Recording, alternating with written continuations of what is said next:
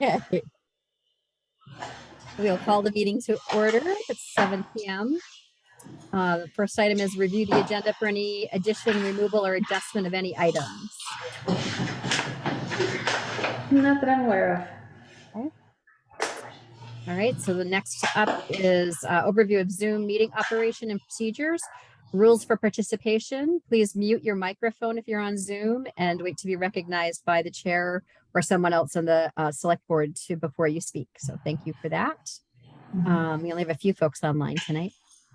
Can I ask who our caller is? We just have a phone number here.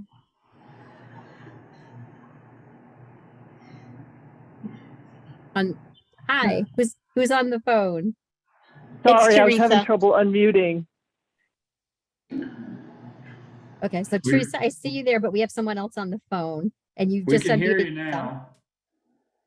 Oh, good. This is Felicia Beauchesne.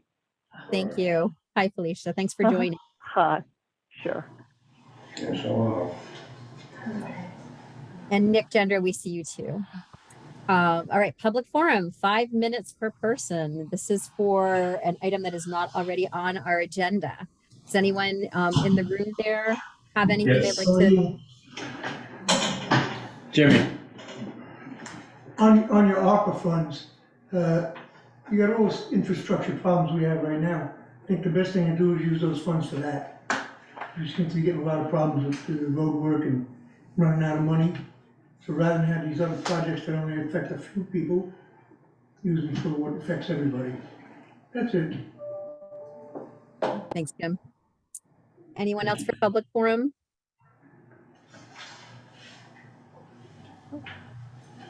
Okay, not hearing any. We're going to move on to department head roundtable. In the room, I saw Bruce floating around somewhere. Do you want to start us off, Bruce? Yeah, just a reminder that OCOP is Saturday, so Main Street will be closed. What time does that start, or when will the 1 street be o'clock closed? to 8 o'clock. Street will open by 9, right, Bruce? It should be. Should be open by 9. Peter gets his equipment off the road. No, I'm not. It's No. open back up at 9, right? It should Yeah, be. it's by the trailer. It has been. The road is closed from 1 to 9 or noon to 9? Noon to 9. Yes, probably noon. Okay. Yeah, they start. I think it's noon to 9.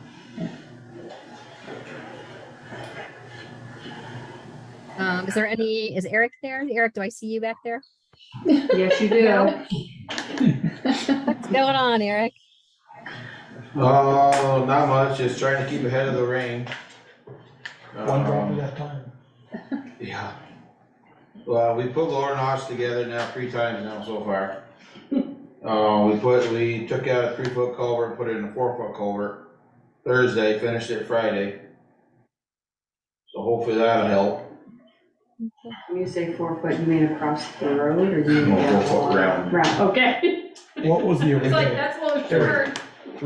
Three was the original? It was 3-foot by 30-foot steel, and I put in a 4-foot by 40-foot, or 4-foot by 40-foot plastic, gray Is plastic. that at the same location that we were talking about, where you wanted to put in a bigger one and they want us to get into that? No. Get too far? No, not that, no. Okay.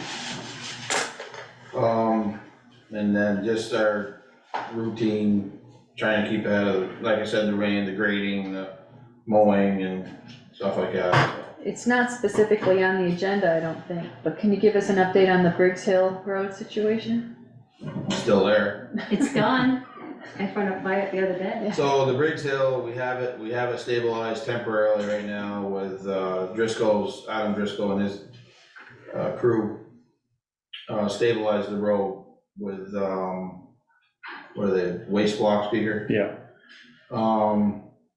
So we got that stabilized as of right now temporarily, till we figure out what we're gonna do for long term.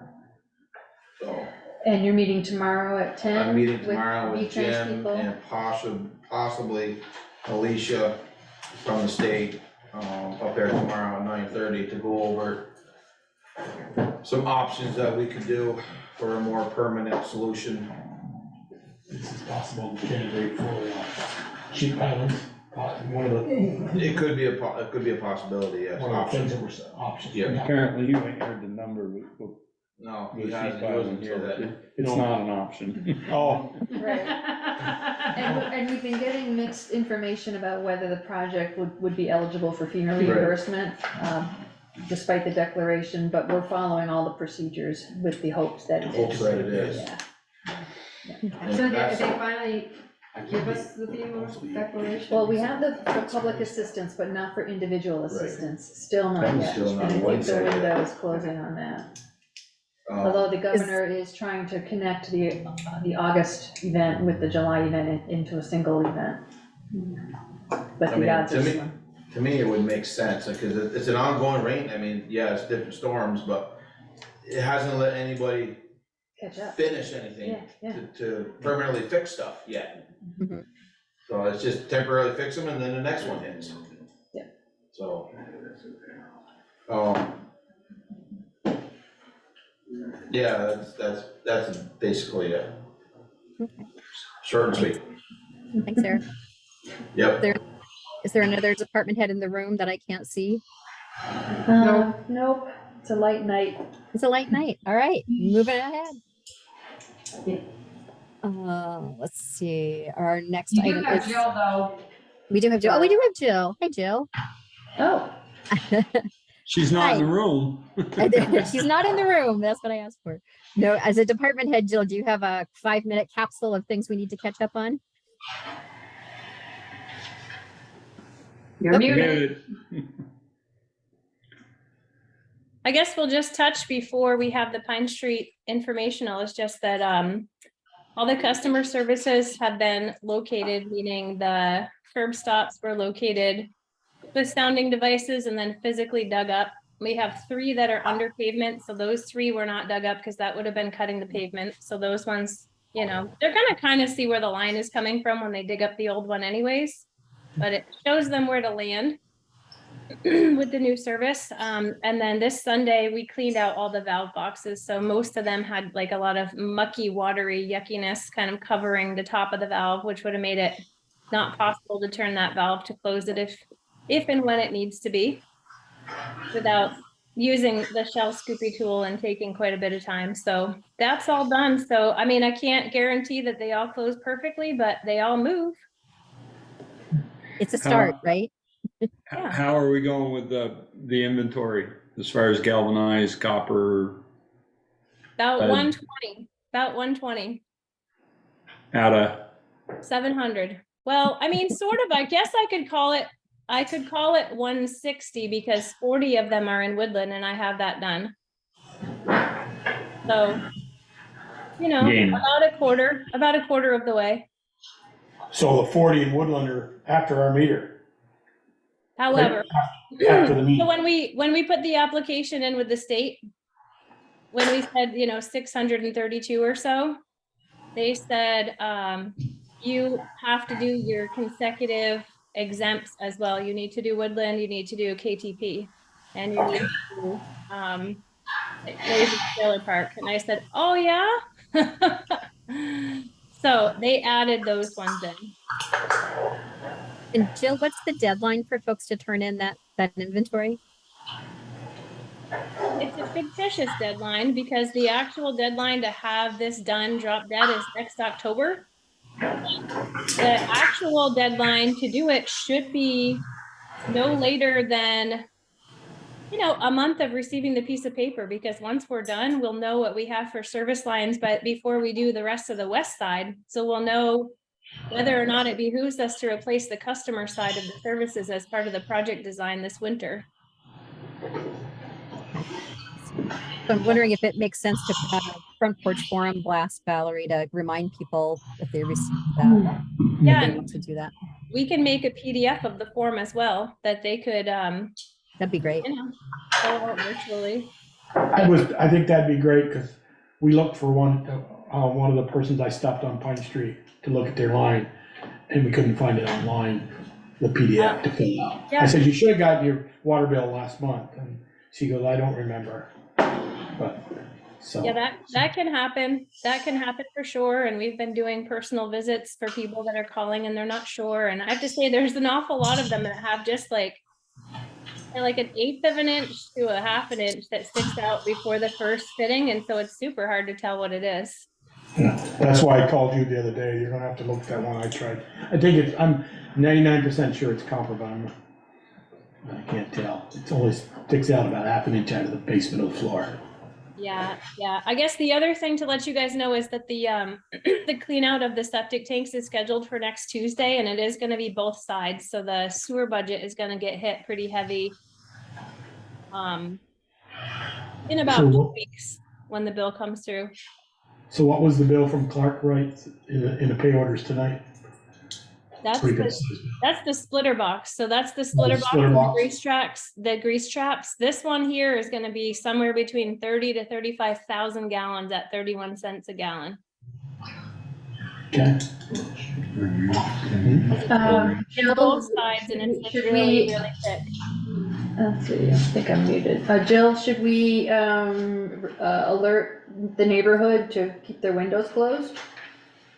I mean, there's only like 4 houses down there, but there's the ones at the top of the hill. I mean, we do have to use this tool called a crust buster because it doesn't like to come out. So everything will be aerated for sure that day. A peeker knows.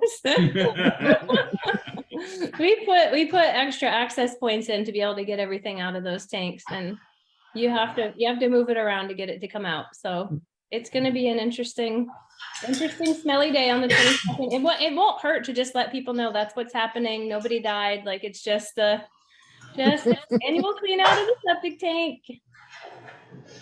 Great. Thanks, Jill. Last question, Jill.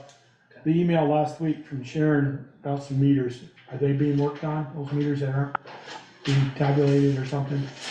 Yeah, we ordered a new meter for Mount Abe because that one was going backwards. And then it was the readings coming out of it just seemed fluky. That new one is there. We've actually scheduled for a holiday to put that one in because that's a day when there won't be anybody using the school. Because believe it or not, even when school's not in session, they've got people using that school like almost 365 days out of the year. So I think that one is set for Columbus Day, and then the rest are just, we're making phone calls to get a hold of people to see when they're gonna let us in. Columbus Day would not be a good day, Jill. They Why don't take not? Columbus Day off. They don't take Columbus Day off. That's on a school holiday. Michael is the one that scheduled it with me, Michael Orvis. They may have it off this year. Oh, they may have it off this year. Okay. Yeah, he said there's no school that day and that he thought that that would be a good day for them and was hoping that would be a good day for us. And yeah. Okay. Yeah, so we definitely have the list. We're definitely making phone calls. It's just getting people to agree to let us in there to each one of their houses to do the initial look over to see which parts it is that needs to be replaced and then do the replacement. Okay. All right. All right, and that's everybody, right? I didn't miss anybody else? Anthony's on now. Anthony, oh, yep. Anthony, you jumped on. Just looking for a Yeah. 5-minute report out if you've got it. One of the biggest things to add is that we received the management letter from the audit finally. So Valerie and I are in the process of going through it, and then we will see if any adjustments need to be made in it, and then hopefully we can get it signed. And everything's been sent off though to the financial makers according to the auditor. So we will see how long that takes them. As for anything else, pretty standard stuff. Reorganizing the office a little bit. So if anyone walks by and sees this giant amount of stuff, don't be alarmed. We have a surprise for you, Anthony. Chris and Sharon spent much of the day putting it together. No, that's exciting. It looks really swift. It looks really good. That is very exciting. I look forward to seeing it. Mm-hmm. Awesome. And then, yeah, that's pretty much the highlight, honestly, the audit, and then, yeah. Okay. Great. Thanks, Anthony. Okay, I think that's everyone now, right? Yep. Screen looking in the room.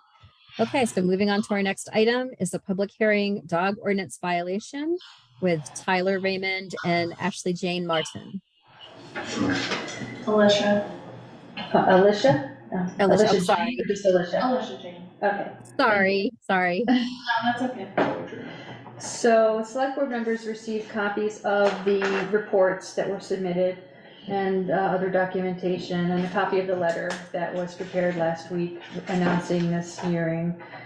And the other parties are online tonight, so I guess the select board can take it away. Okay. I would like to hear maybe from the chief first, I guess. Just jumping in, I don't know. Yeah. Just right even ahead. where it happened, so I'd like to, what happened and where it happened. There are And- numerous documents that have been provided. I didn't get a chance to read them all today, Bruce. Bruce, would you be able to come up here and join I'm us? sorry. I don't speak loud. No.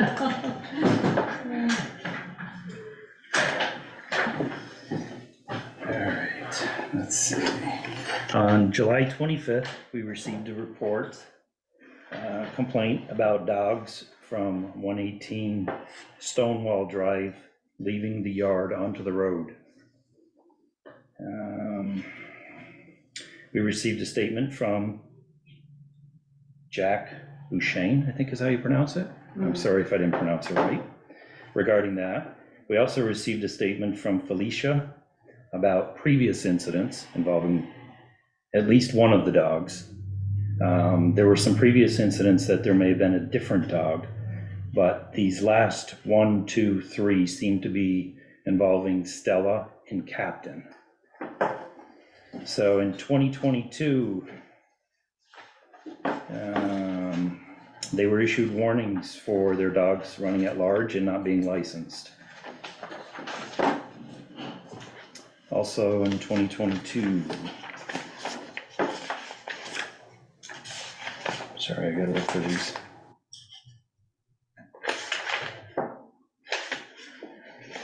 All right, maybe I should start from the oldest and work forward. Sorry about that. So the first incident that we were made aware of was in 2020. Stella and another dog left the yard and accosted Felicia Ushane and her dog. And then, so we have attached to that the complaint form and the incident report. And then in August of 2022, Felicia again reported 2 dogs. This time it was Stella and Captain running toward her while she was walking her dog.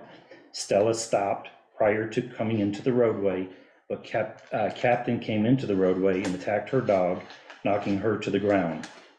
So that was the first incident involving Captain. So the owner of Captain was warned for dog at large and told the requirements to license. And then the next thing that was reported to us was on the 25th of July, which involves, again, Stella and Captain. And that's the statement I previously mentioned. And because it appeared that this is the second time, we requested the board hearing, and so to address the vicious dog, as well as the dogs not being licensed and dog at large. And I do believe, again, that this last incident, Stella did not leave the yard. It was Captain. Bruce, were any fines issued? Citations? There was a citation issued back in April 2023 for Captain being at large.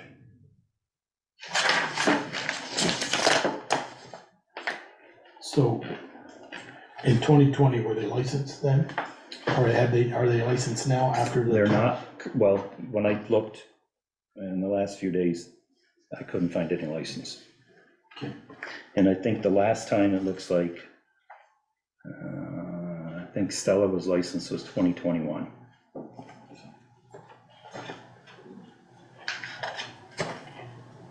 Okay, thank you.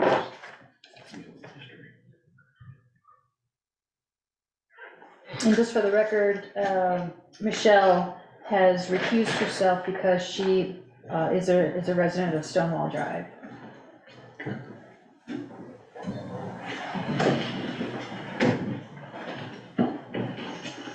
Are they your dogs? Yes, Is there a reason they're not licensed? because I haven't had money, but, so starting from the beginning, the first incident, Stella is still there, and the other dog, the vicious dog, which, she was a pit bull, and I ended up getting rid of her, so she was no longer there. Captain, we've been working on him, getting him on a rope, but she's home with the kids all day, and the kids slip the door open, and he takes off. He's gone down to 116 before, and I've never had anybody give any complaints, except for her, and everybody else on that road has had complaints from her. And there's multiple neighbors that walk their dogs, and they don't seem to have a problem. But It doesn't change the fact that we have a dog ordinance that says you have to be in control of your dog. yes, so Captain, anytime I let him out, he goes on the road. And clearly Stella, she doesn't go out on the road.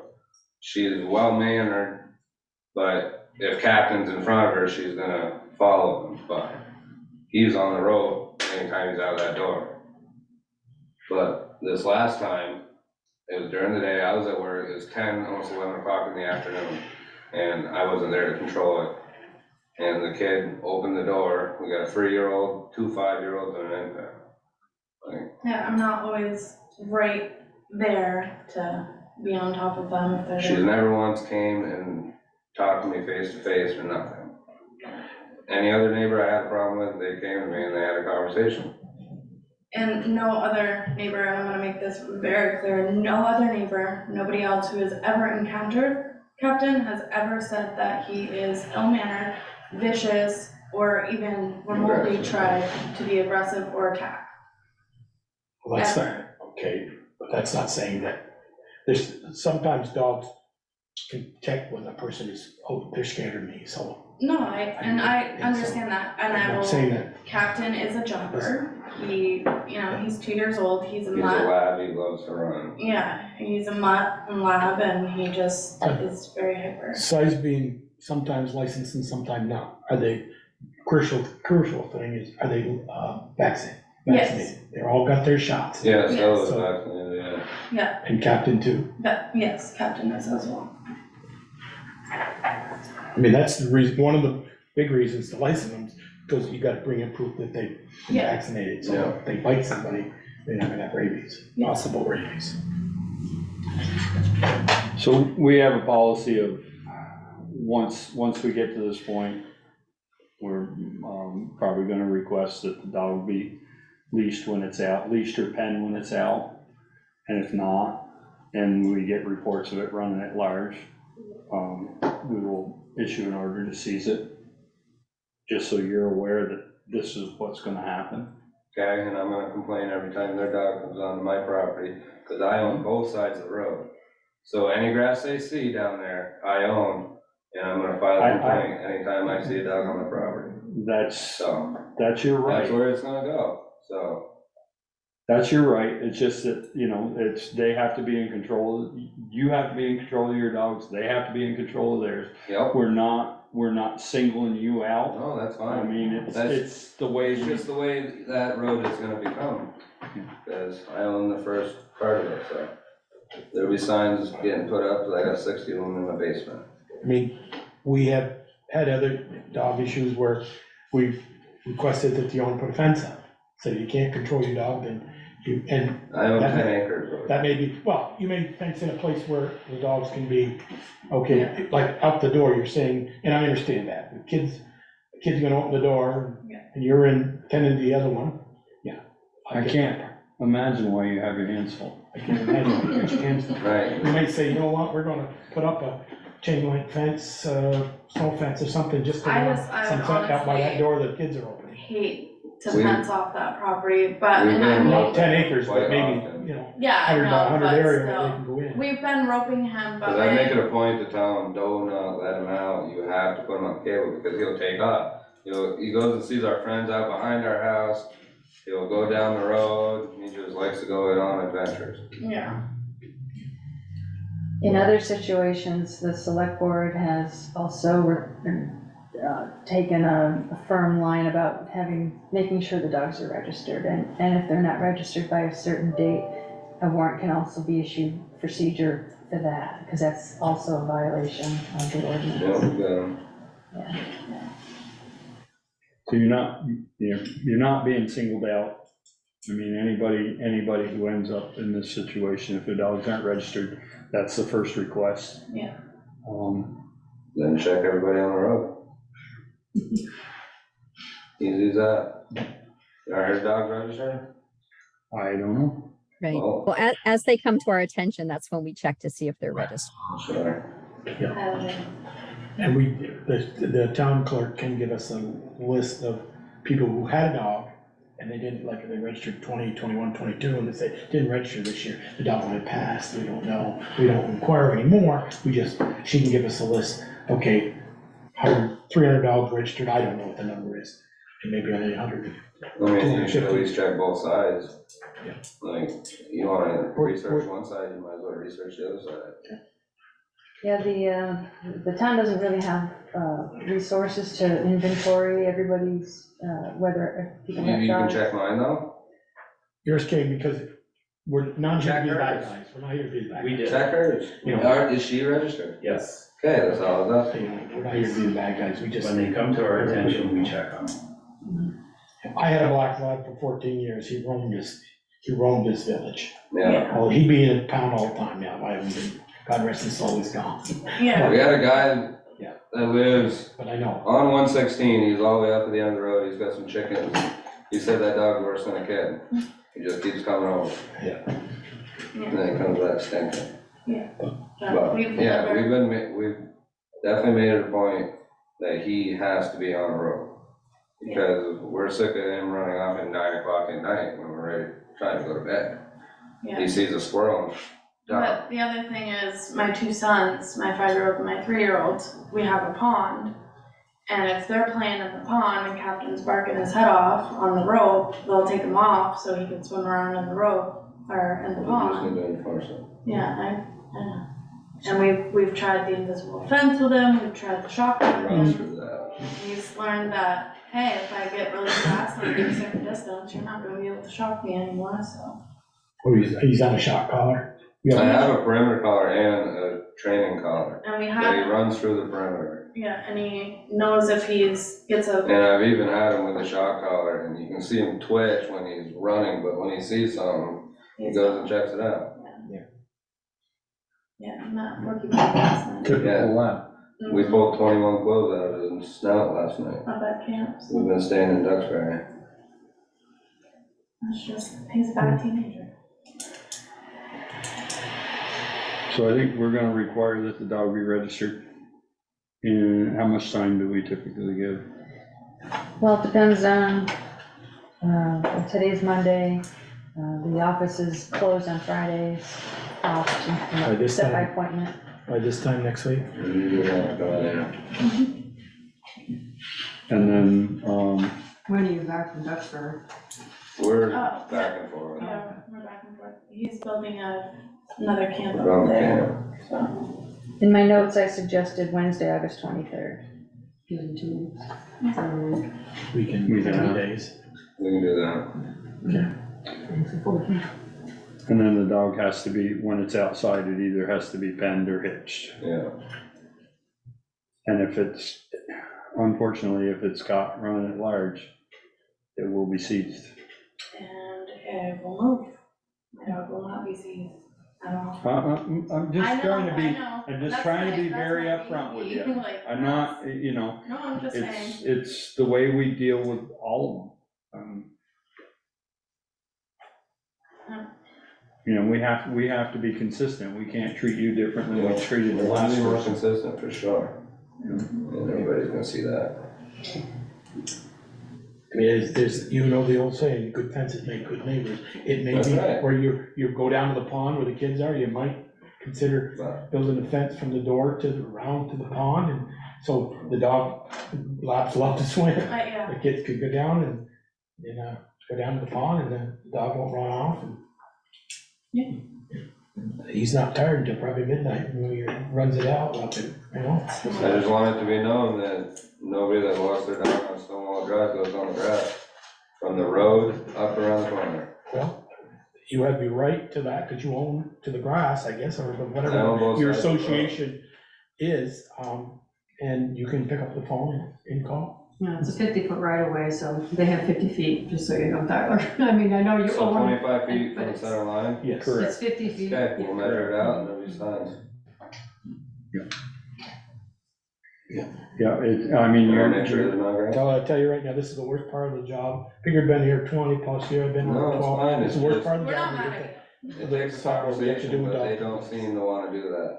They can't even be face to face, so. I'm just gonna jump in here. I mean, we live right next door to Tyler, and when they first got there with Captain, he roamed, he was up the house, whatever. You know, the only time I had to chase him home was when he chased my cat, but Oh, I'm sorry. he's gotten, Cats. I haven't seen him at the house other than when your son was out a couple weeks ago, we were cleaning out the culvert, and he followed us up and Captain followed him. Yeah. But honestly, and Stella, she's afraid of a shadow. If I turn and look at her, she runs the other way, Yeah. And a so lot of he's been people- better about at least coming up our house. I haven't seen him in there other than when he follows your son. And he will too, he's a nanny to the kids, wherever the kids go, he goes. And he does, his nose and snout gets the best of him, and he will take off, and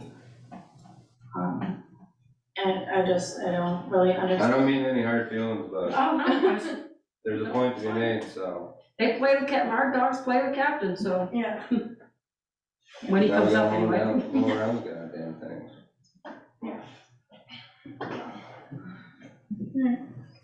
Is that it? She Okay, wants to Any, comment? any other questions for anyone? Anyone want to, any other statements need to be made? I would. Can you hear me? yes, Okay, great. Yeah, this is Felicia. I just want to clarify a few things. One, I sent a letter to both Alicia and Tyler letting them know what happened.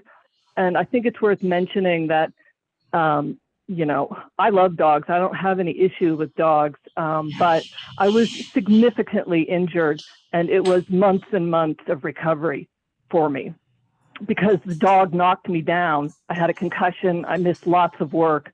It's not some, you know, me trying to be difficult. When we have walked by your property and you were standing outside late spring, both your dogs charged us out on the road barking, and it was just the two of us. And I tried to get your attention, Tyler, and you wouldn't respond.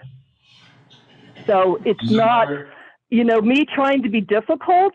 It's me trying to feel safe with unknown dogs that, in my experience, I have never seen roped or contained in any way. And I've always had my dog on leash, just trying to mind my own business. So I don't know what else to do. But I don't feel safe walking. Both those dogs, Stella and Captain, run at us, barking at us the entire time we try and to walk by your house, just trying to go down Stonewall to get to Meehan. It's just, we want to be able to feel safe doing that.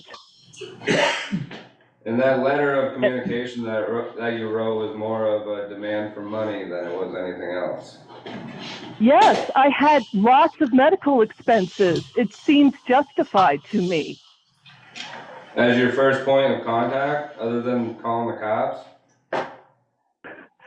The first point of contact was when I fell down and was screaming for help. I was knocked unconscious. And I said, all of you were at the house. There were all cars there. And the only person that finally came out was to scream after probably 5 minutes of this to bring the dog in. You mean the onus is not on me. One incident of a vicious They're dog. supposed to be addressing the board members, not each other. Okay. Thanks, So, Chris. I think Sorry, this I'm gonna jump in It's there. not gonna be solved, and I'm getting actually pretty upset. The only vicious encounter was the first one. And that wasn't even my dog, that was Luna. She's no longer there. Not there. And then Okay, she so- contacted me a couple months ago. So the board has outlined some steps to go forward, and I would say if, you know, if there's other other instances, we need to be made aware of it so we can take further action if needed. If not, then hopefully all can be well on Stonewall Drive. And you'll Okay, get I a just want to letter. be clear that what is the final request? That the dogs be registered and that they be, controlled when they're outside. Leashed or penned. Okay. Thank And you. dogs stay off the grass. And Right. I'm sorry? The dogs stay off the grass on both sides of Stonewall Drive, from the corner to the road. Corner to the road. That's not Okay. part of the select board's decision, no. No, it's That's Tyler, that's up to Tyler. That's Tyler's request, yeah. Yeah, Tyler Yeah. doesn't want your dog on his property, which is Outside of the right of way. outside of the right of way, which is understandable. But he's just making he's making that clear. Okay, understood. I guess I just would like to get clarity, and it's not the select board's position on what the easement is exactly. 25 feet from center. Yeah, it's a 50-foot right of way, I'm assuming. Yes, it is. It is. Michelle says it is, so. Yeah. So it's 25 feet each way from the center line. Grass there. Okay, thank you. All right, thank you, everyone. Thank you for coming in and discussing this with us and listening to the select decision. Thank you. And like I said, you'll receive a letter so that you know. And when we get them registered, do we come to you guys with the papers? You are registered here. Oh, To move the clerk. okay. So we'll have the paperwork. Okay. We'll know. And Tyler, you said this, we sent the police, our police officers are also our dog warden. They went in the capacity of a dog warden. They had a complaint of a dog. Yeah. So they went in the capacity as the dog warden, And even though he wears the badge. Yeah. I just want to make sure, didn't send the police up because you did. No, I get it, Police- it's Okay. making a phone call instead of coming and talking to me. And I mean, each officer who's been to our house has met Captain and they have said, like, oh, he doesn't seem vicious. We had one who was like, he seems pretty dumb, and I was like, yeah, he is pretty dumb. And he's jumping but never once. Yeah, that's right. Okay. I just wanna make that point clear, that my dog is not vicious. And just to clarify, the incident that Felicia spoke of, you no longer have that dog? No, Okay. it resides in Richmond. No, that's not true. The dog that attacked me was Captain. They were talking about a 2020 incident with a pit bull that maybe they don't any longer have. Okay. But the I April, was sorry, go ahead. sorry. I showed no, the I just April, when you got knocked down and Uh-huh. clerk, that was this April of 23? That was August 2022. That was August of 2022, and that was by Yeah. Captain and, Yeah, and my dog was bitten as well, and my dog had to go to the vet, and I had months of recovery. Which I have requested for the medical bills for the dog and her, and I have not seen pictures or anything. Yes, the officer who came. And have not received any of that.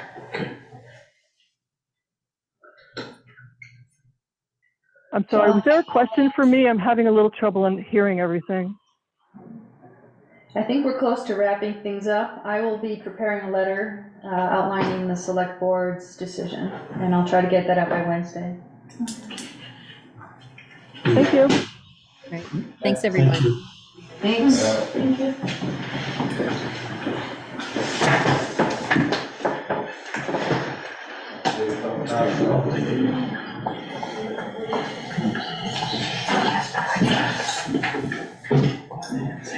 Okay, are we ready to move on to the consent agenda? just say about the one on the rolling meadows, is that for, I know it's for who it's for, is it just for one house on that? No, They have two houses. they have two And houses. then the and shop, they're that's right, adding I the saw shop, that, yeah. I'm sorry. That's I did what- see that That's what I modified. want to know, is what created the third. Yeah, and it was the shop with a phone number, Okay. that's right, I did read that in Valerie's notes, okay. I make a motion to approve the consent agenda. Second. All those in favor? All right. Anyone opposed? Okay, there we go. Thank you. Terrific, thank you. The tax rate was in there, we probably ought to advertise that, Advertise it in what way? in saying what it Say what is. Say it on the air here. We typically do. Yeah, sure. Yeah, it is outlined in the notes. Thought you had it in your TA report here. Yeah, there's an extra. You expect me to see it? I got it, I can. Yeah. Go ahead. I've got it right here, but Oh, there it is. Go ahead, Darla, or I can read it. so the overall residential tax rate reflects an increase of 9.68%. Give them out, you gotta give them out, so. So the residential tax rate is $2.6566. We typically have the non-resident and the police district as well. Give me a minute. Do you know what they are, Anthony? Police district is 32.3274 cents. Actually, I can do a screen share. But it doesn't have the non-resident, you're right, Peter. You have the, general fund, the highway, the rec department, special orders. We don't have non-resident. Here, I'll give it to you. Okay, so, let's see. The residential tax rate is 2.6566. The non-residential tax rate is 2.5233. The police district tax rate is 0.3274. Okay, the homestead tax rate for the police district is 2.9840, and the non-residential tax rate in the police district is 2.8507. And it's on the screen.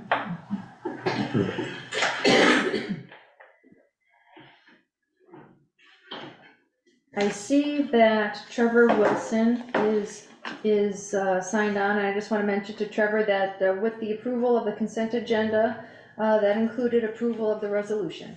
So that has been approved.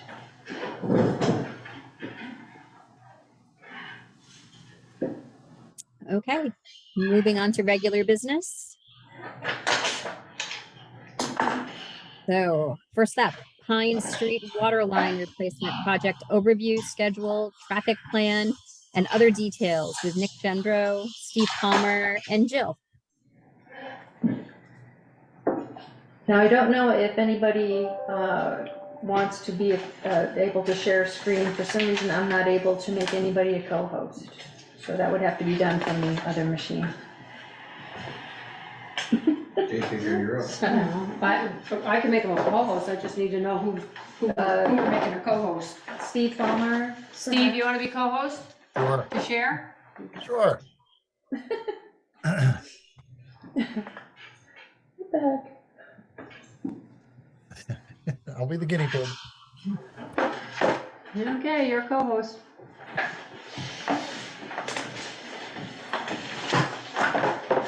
Okay, Valerie, now what do I need to do? Your What screen? was that, Steve? Do you want me to bring this up from my computer or are you Oh, I bringing? can do it. I can do that.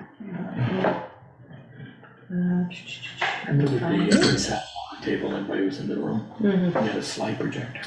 The, No, not that one. You're dating yourself. You just say a slide projector? Was that right next to your mimeograph machine? Overhead projector, remember those days? That's next to the Elmo. No, I'm really dating myself. Chris Fire School wasn't that many years ago, they were using projectors. that's a long ways from Vine Street. I was just gonna say. It's right in my backyard. All right. Yep. Valerie, there should be a slideshow up top. Yeah, I couldn't quite get that figured out. It should say start slideshow, I think. Well, she doesn't have it in PowerPoint. I saved it as a PDF. I thought that'd be Oh, smoother. okay. No, that's all right. Well, you can do Well, it. you can do it, Steve. That way you can move when you wanna That's move. right. Let's see. That's why we made you co-host. You Okay. can stop sharing, Val, make him do it. Yeah, That's what you get Can the I- big money for, Steve. yeah, I Look did at try to Keeper. do the slideshow part of it and I couldn't get it to, I don't know, what I Look was at doing Peter wrong. telling people how to share screens. Are you seeing my screen now? Nope, Not yet. just you. Oh, great. Let me minimize that. Okay, so what do I need to do? Share screen? Yeah. Make sure you're where you want us to see it, not something you Yeah. don't want us to see. Yeah, watch those tabs. Okay. Is that any better? No, No? All right, share screen. Let me try this one last time.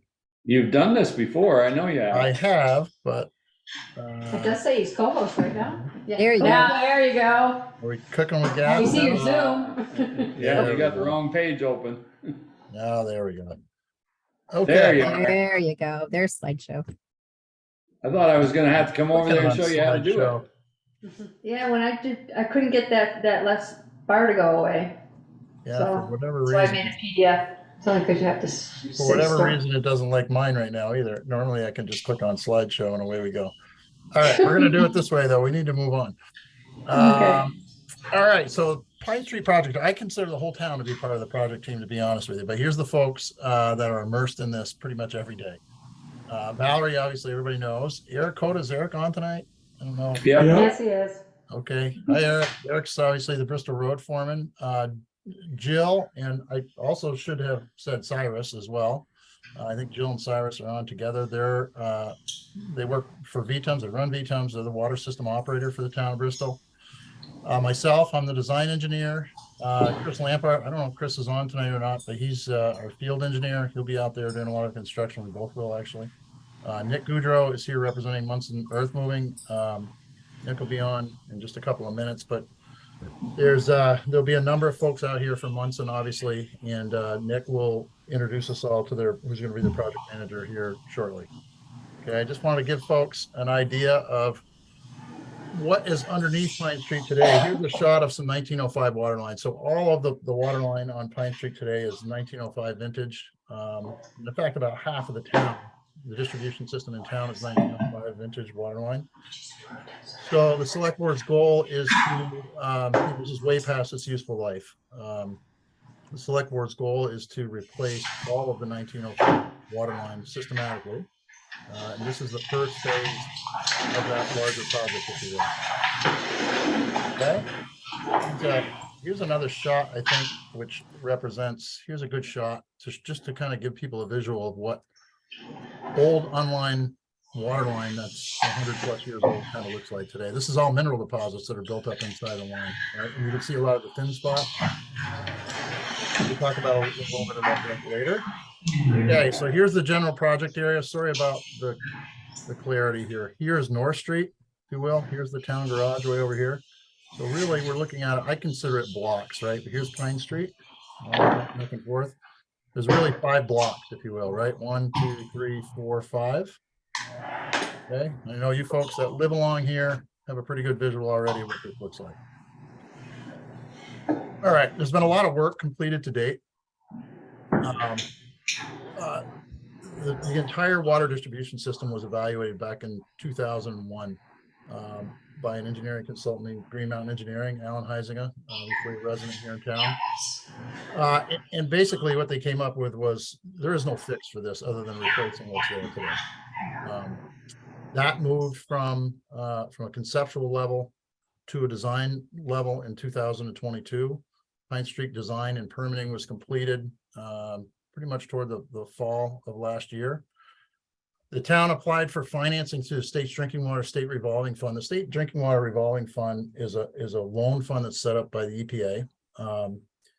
It's where municipalities like yours can go in and get very, very low interest loans from the federal government. And if they follow the rules and they go through the process, at the end of that process, 50% of the loan will be forgiven. So in other words, the local community is really only responsible for half of the costs of the water line installation. So in your case, let's just say it's an $800,000 project. Let's say you're locally we'll only be responsible for 400,000 of that at the end of the project, okay? Just to give you an example. This project was put out to bid in the winter of 2022-23. We had 7 contractors that bid on the project. Munson Earth Moving in Williston, Vermont was the lowest responsible bidder. They had a bid of $617,850. The project was awarded in July. And the town has, I'm sorry, you can't see it, it's at the bottom of the screen, but the town has applied for DWSRF funding. It's actually now just a matter of paperwork. That's almost complete, I think, at this point. And Valerie submitted the application. She's waiting for a response from the state, and I expect that'll be done in the next couple of weeks, and we'll be off and running. Okay, I'm going to bring on Nick Goodrow from Munson. Are you there, Nick? Yes, I am, Steve. Good evening. So thank you for the introduction. Thank you, everybody. So yeah, like Steve said, we're going to be redoing this, or we're going to be building a new water line on Pine Street. As I'm sure most of you are aware of the project, sounds like this was a pretty overwhelmingly positive approved project. So we're looking forward to getting started here in the next week or so. So basically what we're looking to do is we're going to maintain water as is to every home on Pine Street. So there should be very minimal interruption to services during the construction project until it comes time to actually tie in new services and switch them over from the old main to the new one. So basically the way we're going to build this project is we're going to start on the east end over at North Street, I believe, if I'm not mistaken, Steve. Let me come down a little bit. Sure. Yeah, how's that? Perfect. Yep, this is actually what I'm looking for. So yep, this is just an example of our phase 1 traffic control plan. So basically we're going to start at the east end of the project over on North Street and work our way towards the town garage.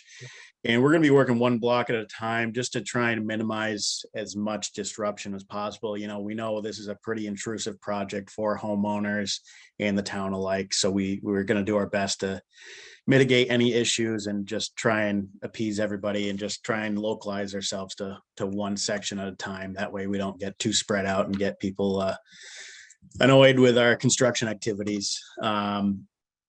So yeah, we're, like I said, just building it one block at a time. And so the major takeaway from this is during construction hours of, I think they're 7 to 5 p.m.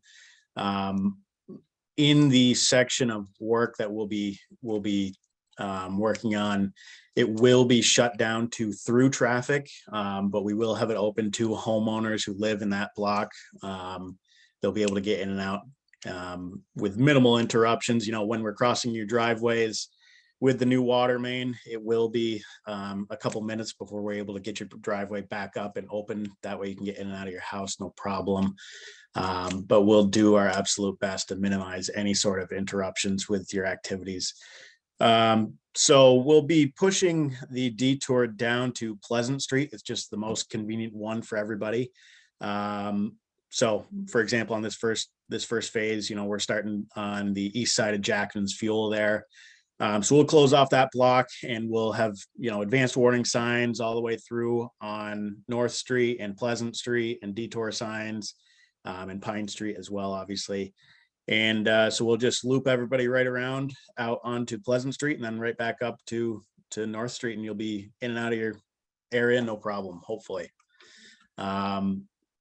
But like I said, there, you know, anytime we're crossing the driveways with new water main, it will be an interruption for you, and we understand that. But we will do our absolute best to get the pipe in the ground and get the road backfilled as quick as we possibly can. That way there's minimal interruptions. Right. So I think Nick would be helpful to let people know you're going to have traffic control folks there for the people that happen to live in the section that happens to be closed off when you're working.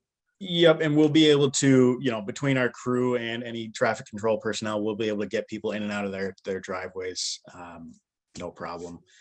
And with all the detour signs we'll have up, you should be able to easily get right around the project, no problem. But obviously, if there is any sort of question, feel free to talk to any of us on the site, or give, I believe there's going to be a line set up for any sort of questions or comments or anything like that. right? Yes. Yeah, and I think it's important too to note, Nick, that, you know, the areas where there are disruptions, like we're gonna cross somebody's driveway, somebody will be in contact with you and we will give you advance warning. And if Correct. something we're gonna start first thing in the morning, we'll make sure we work with people to make sure their cars are out before we do it. And Yep. Yeah, and our crew, they don't want to cause any problems more than you want us to cause problems. So it's easier for us and it is for you just to talk with everybody before we get started on what we're going to do, when we're going to do it. Right. Try and give you guys as much notice as we possibly can, just because it's going to make it so much easier for everybody else. Yep. Okay. Thank you, Nick. Let's talk a little about anticipated impacts to residents. And Nick, please join in if you think I've missed anything. I tell people I try not to sugarcoat it because, as Nick said, these are very invasive projects, right? We've got to basically dig a 7-foot hole in front of every single person's house all the way down Pine Street. So, and that's not easy to do without significant disruption. Okay, so you're going to see detours, you're going to see fencing, barricades, traffic delays. And I encourage folks, if you happen to live in the block that's closed off, where we happen to be working, just plan accordingly, right? Put an extra 5 minutes in your trip schedule and realize that there's going to be a traffic control person that's going to walk you through the construction, right? Just plan ahead a little bit on that. Temporarily block drive entrances, like Nick had talked about, there will be noise, right? These are big trucks and equipment and backup alarms. You're going to see dust, dirt, and mud. Yeah, there's a deep excavation in front of your home for a short period of time. There will be, at some point toward the end of the project, there will be scheduled utility interruptions, right? And Jill will be working with residents when that happens, when we actually convert from the new, from the existing water line to the new water line. Because at some point we have to transition every single resident. Occasionally, I hope there's none, but I always say you should probably plan on there being one or two. You got to realize we're working next to a 125-year-old water line. A lot of this stuff is very brittle, and just breathing on it sometimes creates issues. So I always try to tell people that there is a likelihood that there will be an emergency interruption somewhere in there. I hope it doesn't happen, but it very well may. You're probably going to see a reduction in local traffic, right? Anytime there are construction going on in any area, everybody usually tries to avoid the area. So if you're a business there, just anticipate that there will be some reduction in traffic. And I encourage folks to reach out to their customers and let them know how to get to their business on any given day, right? And expect things like an uneven roadway until everything's paved toward the end of the project. How to contact us. Let me back up here a little bit. Where to obtain construction information. Valerie, do you want to jump in here and talk about this part a little bit? Oh, you're on mute. We did, because. Sorry. Sorry. Sorry about that. You said I'm on? No, we are on mute because muted this. Darla said there was background noise, so she couldn't hear, so. I get it. So yes, we plan to develop a work in progress page on the website that'll contain updates and progress reports of the project as it's going forward. We intend to post information on Front Porch Forum, Facebook, and Instagram. And I'm in the process of developing an email list for folks to be able to contact folks directly by email with time-sensitive or immediate information, as well as the other updates.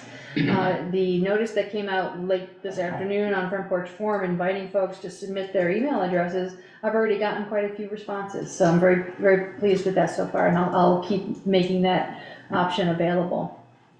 So that's it so far, unless I missed something. Now, I have a question. In one of the things I was reading, it said there's supposed to be a public meeting, informational meeting on August 7th. Was there a public informational meeting? No, I think it was supposed to be August 14th, and there may have been a typo. I was gonna say, I saw August 7th, and I was like, I don't think that happened yet, did it? Oh, was that in the meeting notes, I don't remember what it was, something that I read online today for this weekend. Probably in the I was like, are you going to be doing that? No, I think that's this meeting tonight. Oh, yeah. Well, okay. Okay. in terms of contacting folks, if you have questions or concerns about the project or your property or things that are happening, please reach out and contact us. We're all here to help out. If you're a business that's anticipating deliveries, or even a homeowner, if you're getting a new refrigerator delivered, just let us know that, and we will try to work with you and make sure you can get deliveries through. Anybody that has, special access needs in their home, that's another great thing to let us know so that we understand that up front, and when and or not people need to get in and out, or anything else that we would not otherwise be aware of that may be a special circumstance, right? Who to contact? Already, but we'll be having weekly construction meetings on Tuesdays, the project team, and so we'll be able to communicate with each other anyway about whatever issues might be coming up, and perhaps have specific plans on any given week to deal with specific situations. Right. Okay, who to contact? Valerie has volunteered to be the clearinghouse. So if folks have questions, concerns, a lot of those I'm sure will get passed along to others of us involved in this project. At least there's one central clearinghouse for folks that you can call Valerie or email Valerie. In fact, I think she's encouraging folks to email her. That's probably the most efficient way to get information to her and get information back from one of us. But that way she's there to make sure there's follow-up and folks get the answers that they need. Okay. Assistance from residents. There are some things that would be helpful. Obviously, be patient and polite, and realize that these folks are doing this on your behalf. This is really a project that's meant to benefit you folks on Pine Street and the whole town for them. Okay, just keep that in mind. I know sometimes people get frustrated. If you have concerns and questions, please don't address the construction staff. They're there to really help you folks out. Please contact Valerie in the administrator's office, and she can direct your issue to one of us. You're going to see a lot of flags and paint markings that that Cyrus and Jill have just put out. I think Nick's crew also did some painting, or is in the process of doing some painting. Those are there really to help us locate the construction crew, the existing utilities. So please don't pull those out if they happen to be on your lawn or on the edge of the right of way. Those are important markings for us to know where the utilities are and we don't hit them.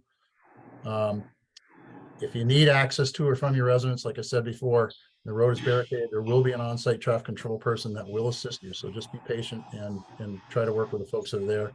The last thing really is safety. I know kids in particular are very curious about what's going on. If you could please help us keep everybody away from the construction zone. It's really difficult sometimes for people in the large trucks or equipment to see the kids.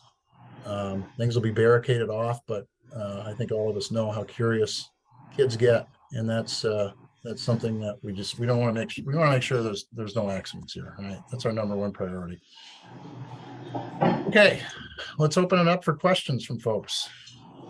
Steve, it might be worth noting that after this project is all done, the plan is to repave the entire road from end to end. So at some point, not immediately following Next spring. but that's the plan. So all of this inconvenience will be rewarded with a new road. Speeding cars. Right. Speeding Yeah. cars. Very good point. The new pavement. Yes. I have a question about foot traffic, because there's no sidewalks on that street, and there's probably the first section you're working on, when school starts in 2 weeks, there's at least 5 young kids that walk, like my house is on it, I have grandchildren. This section? Either direction I walk, I'll be in the middle of the block.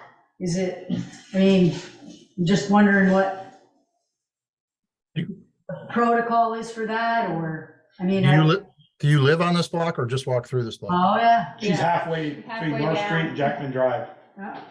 Steve on the right. Yep. The middle red circle there, that's her. So, and then there's also 2 kids across the street that walk? Yep. So Do they to come and say go? to go to the next block and then detour around and walk isn't gonna be helpful, because it's still in the middle of the project, is my point.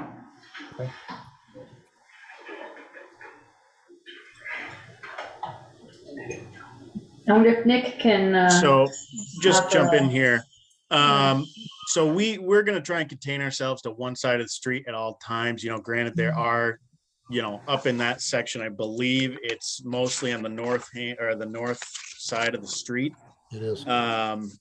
Which is a little more convenient in terms of foot traffic because there is the, you know, the grassed area on the south side of the street on Pine Street in that section, I believe. But we're gonna do our best to contain ourselves to one side of the street at all, you know, as best we can during construction activities. And, you know, we'll have personnel that'll be able to stop any sort of construction, you know, if somebody comes up to the construction zone and needs to get through or anything like that. So we will absolutely do our best to accommodate any sort of, you know, safety concerns, especially with kids around. You know, nobody needs to be put in that situation. Right. Thanks. I think, Nick, I live on that street also, but I don't have Yep. kids that, like Mary was saying, maybe, as you know, school starts in a couple of weeks Right. this Wednesday. And maybe from around 8 o'clock, you kind of, well, say, look, make sure you're even being extra safety to, kids are headed to school walking at 7:45, and then around 3 o'clock are walking back. Yep. And it may be a good time, because we get a lot of walkers from Mount Abe that walk down through there too. Well, I just cutting through somebody's yard. I don't Right. usually cut, you have to walk in the road on Pine Street. Here. And you can't now, so that's my point. I think another thing to point out would be that the existing water line is on the south side of Pine Street, and the proposed location of the new line is just like 5 feet north of it. So everything is still in the south lane of Pine Street. So besides when they cross the road for services, I don't really know why the north side of Pine Street would be all that impacted. Thank you. Yeah, and I would add to that, Jill, that the traffic, this is one of the reasons the town was insistent on having traffic control people, right? So that Nick's crew could help get people in and out when they needed to get in and out, and that included pedestrian traffic, so. Okay. Any other questions?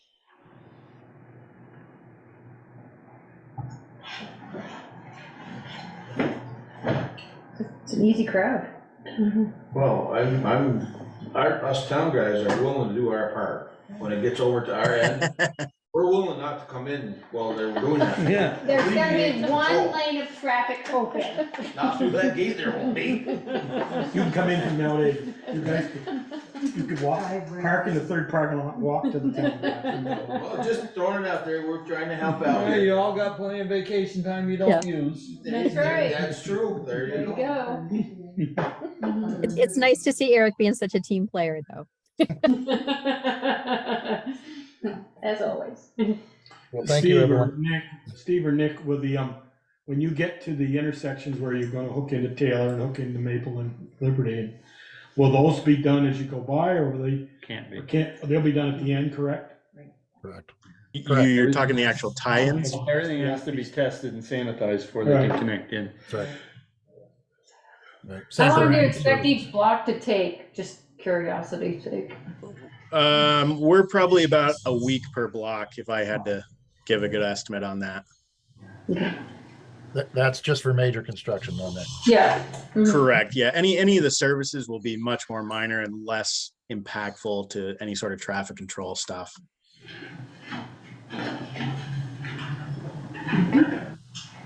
Okay.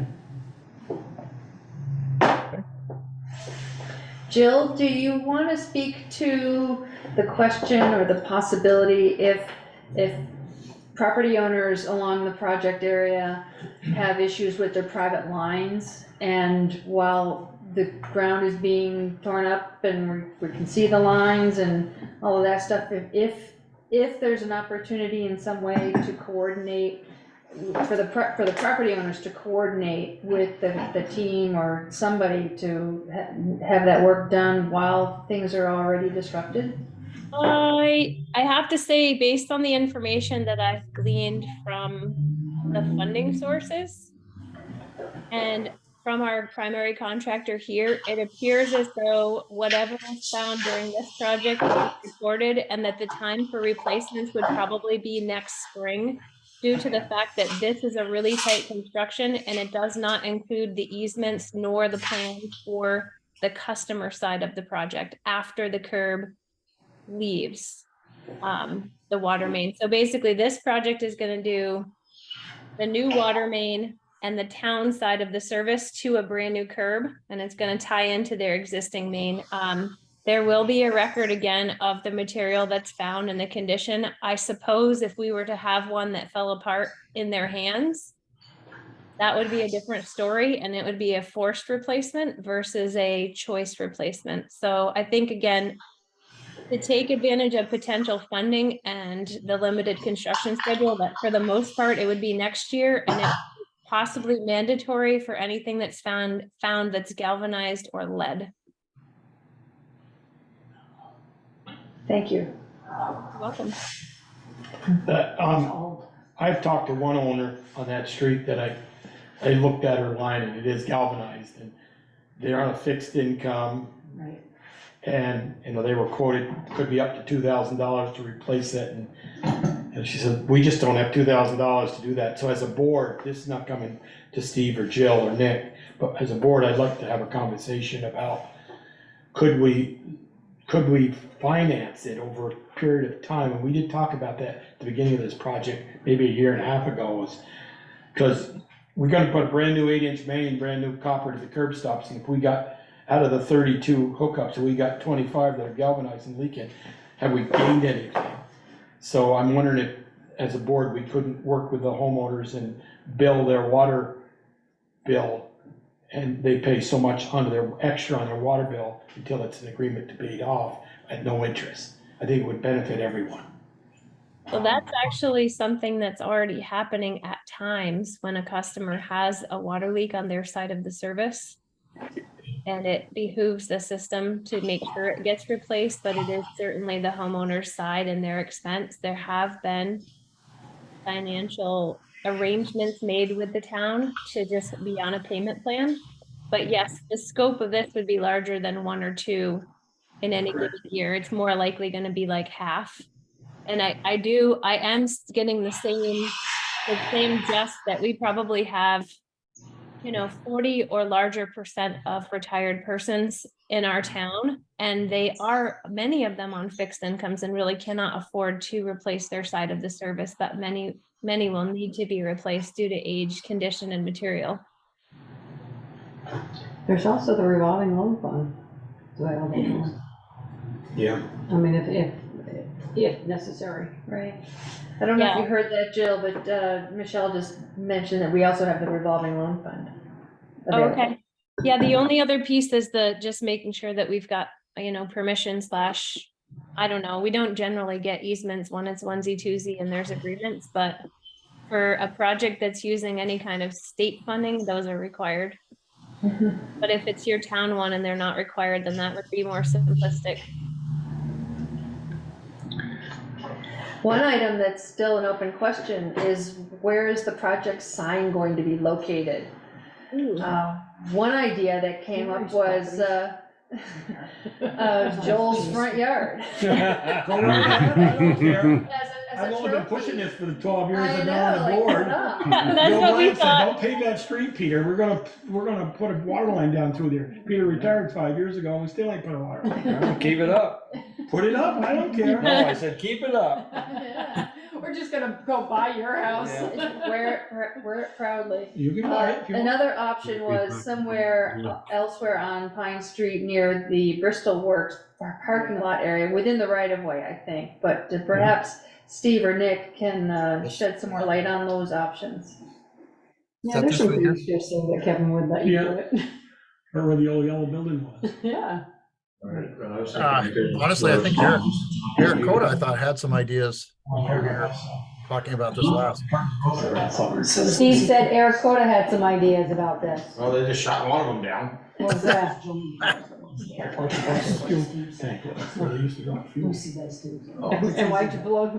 why'd you kick that one down the road? We can figure something out. We'll figure something out. Okay, Jill, we can put it on your front yard up in Moncton, that'd be I good. was gonna say you could put it in my front yard, but it won't do you any good. Nobody will ever see it. Yeah. You can attach it to the Bristol Works building. Didn't read it. Definitely, The I'm sign doesn't definitely require a off the permit? beaten path. For Bristol Works there, that, I don't think so. it's got cedars. Well, you guys figured that Yeah, out. I think one of those cedars along Right by Bristol those Works, cedars or by just the corner of Maple. west of Pine. Maple and Pine, yeah. Yeah, if we can get it off the road far enough, I think, yeah, that'd be a good place to put Take it. all Yeah. those cedars out with a hedgerow with a bucket loader. Don't be cutting any trees down. All right. Cedars are trees. We done with it? well, thank you. Yeah. Great. Thanks, Any- Dave. Thanks, Nick. Thank We'll be you. glad to see you. Thank you. Thank you. Thanks, guys. All right, moving on. Number 2. Consider bids for 3 different flood repair projects involving ditching, restoring banks, laying stone, improving shoulders on the lower notch and the upper notch roads. Eric, Come you're on up. up, Eric. Have a seat. I actually like that sign of lamp line.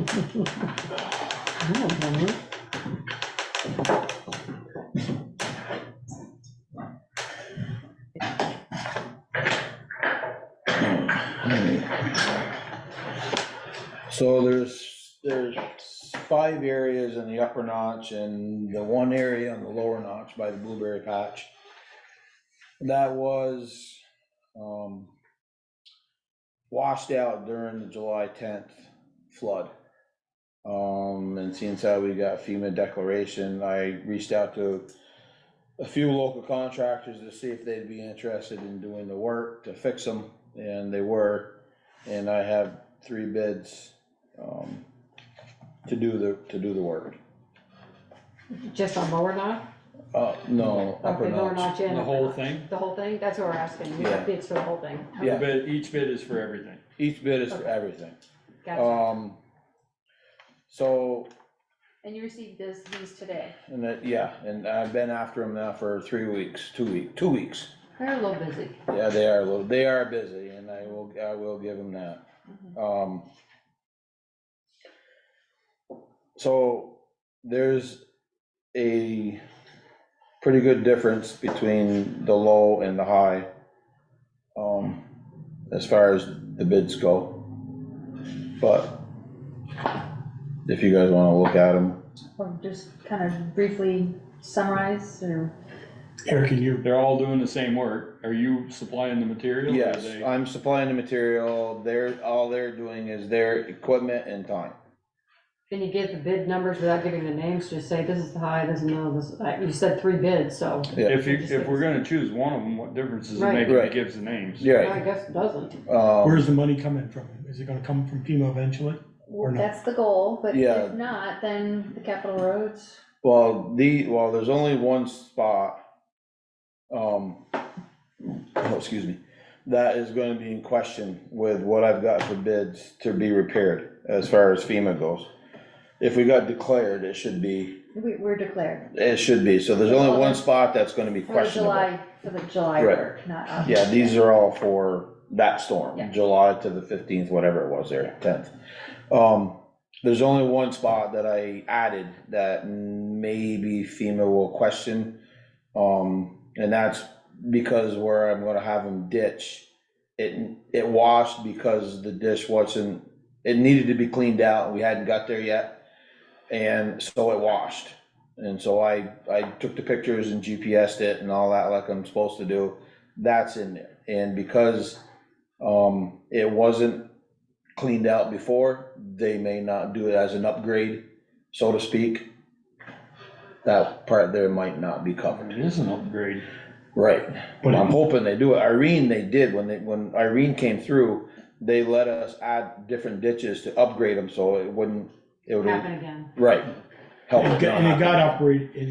got upgraded from Irene. From Irene. Just didn't get cleaned out this year.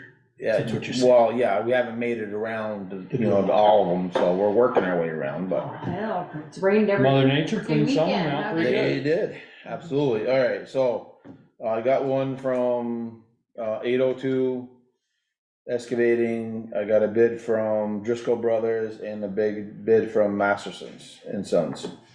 And all three of them you're capable of doing the work, right? Yes. That's why you Get it selected done them. in the time period you want it? I didn't ask them a time frame, any of them, as far as Won't be when they there could get to it. Late January, they won't be there, I'm be there hoping. late Well, that's what I'm October. saying, are we talking like this fall, or are we talking? I want them done soon. Okay.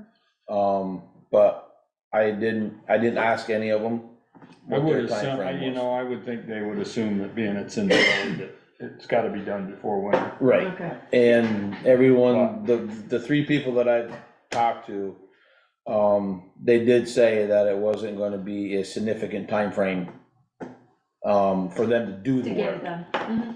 So it's just a matter of when they can schedule it in, what they're doing, schedule this in to get it done, so. So what are the bids? Masterson's is 34. 1,000? Yep. Driscoll's is 21,460. And Heffernan, or not Heffernan, 802 Excavating he broke them down into the spots that we're gonna do. So his total for all of them, is $11,388 For all three? for all the spots. There's 5, you said? There's 5 spots in the upper notch and 1 on the lower notch. God, there's a big difference between all those numbers. It is an awful big difference, but I haven't looked at them. How much, what are you figuring for work? Week's worth of work? No, not quite. 3 days. 3 days, yeah, so. 34, Well, 21, according and to- 11? Other than the lower notch, everything in the upper notch, 3 days. I'd give them more than that, cause I think 3 days is what they told me. Well, 802 told me it was 3 days. I think it's not enough time. My opinion. I think it's It's a gonna take bid, them at though. least a week. Yeah, it's a bid, and it's per foot price. So. If you add on 100 feet, you pay an extra. Right, and if it's a lot less, then the bill will be less. Right, but you've got it down, how many feet you wanted, they measured it and everything, Yeah. you guys at GPS did. Yep, so, Are the other ones by per feet too? no, the other ones are per job. Per job. Lump sum. Yep. Lump sum, all 5 sites, one price? No, wow, One, you got. No, did you they- got the 21K is all 5 sites. yes, That's They all. didn't break it They down. didn't No. break it down. Okay. no. FEMA's new rule, I don't know if it's new rule to me, is every GPS site has to be a separate bill. So those guys are gonna have to give you that. Yeah. If you're gonna submit it to FEMA. Yeah, they'll have to bring, if for some reason they did this, they'd have to break it down per site to do it where, well, 802 already did it, Already 'cause- did it. Mhm. so he's already broke them down per site. I'll make a motion then, that we go with 802 excavating tentatively, so if they can have the job done by the end of October. Just gonna, I wouldn't give them that long, but. well, I was gonna say October, that's why I look at my He was gonna calendar, say- he was October gonna 27th. say the end of September. Yeah, so- Okay, the end of September, Yeah, I'm fine with that, Mhm. no okay, problem. Yep, provided we have the stone. right, that's what I'm,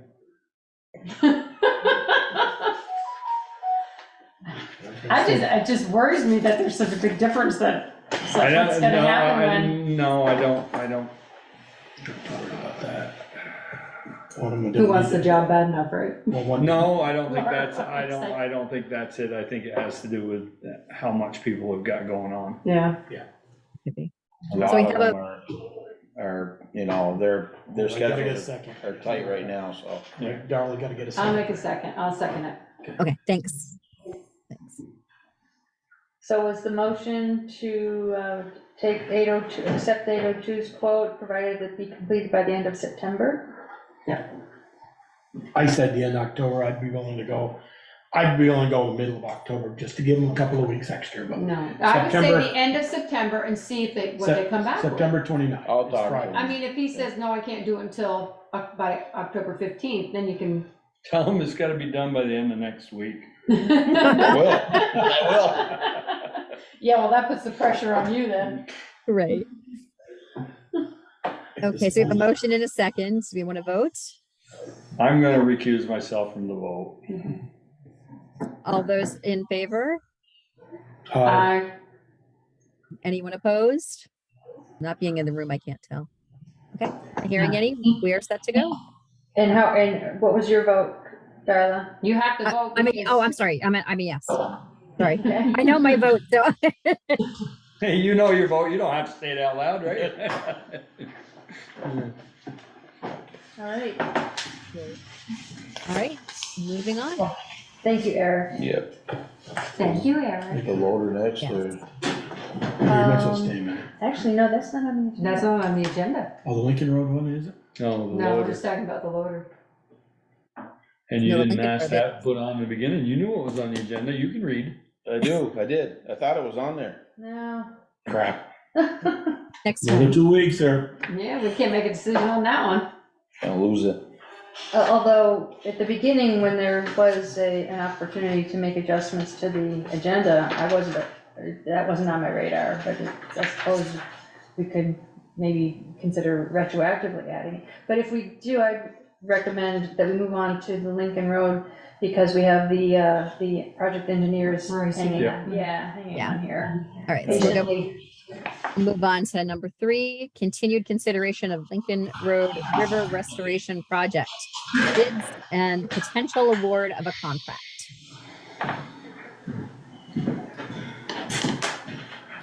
What have we got for news that we didn't read?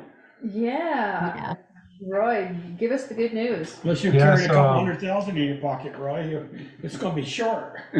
Say again? I said, unless you've got a couple 100,000 you're gonna throw into this project, this is gonna be a short discussion. Yeah. So the first thing is, I was able to reach out to Josh Masterson, who was the apparent low bidder. And if you remember, we bid the road stabilization project as well as the fishing platform repair. And the question was about, can we separate the bids and will they hold their price? So the good news is that, I don't know if you guys all know, like the Mastersons, they're pretty busy working on some flood recovery work, 125 right now. But he said that he was able to hold his bid for the fishing platform, even if we separate the projects and get that done in October, likely mid to end of October is when they could start that work. And so their bid, their bid was within our FEMA grant budget. So that seems like potentially that project can go this year. He did check with vendors and reviewed their bid for the Lincoln Road stabilization project. And his view was most of the people held their price for next year for him, except for, he said, some cost on the rebar and grout, and the fact that he'd have to, because the projects are separated, he'd have to probably do some cleanup in the fishing in Eagle Park parking lot area. So he said he could hold his rate with a maximum increase of $15,000. So Valerie, I don't know if folks know that we applied for a grant to kind of bridge the difference, and we're waiting to hear back from that. It looks like we're going to hear back in a week or two on that one, to know if that's a possibility. Don't they, as far as the fishing platform, don't they shut work in the river down October 15th? They do on October 1st, actually, but we have in many cases, for a variety of reasons, gotten an extension to do that work in the river. There's actually only a little bit of work, kind of putting in the stone around the boulder and the base of the platform. And then most of the work is actually out of the river to repair the walkway to the platform. Mm-hmm.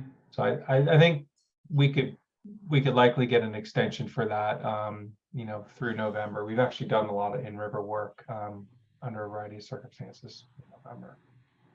I'm sure there'll be other river work going on this year beyond October 1st, so. Yeah.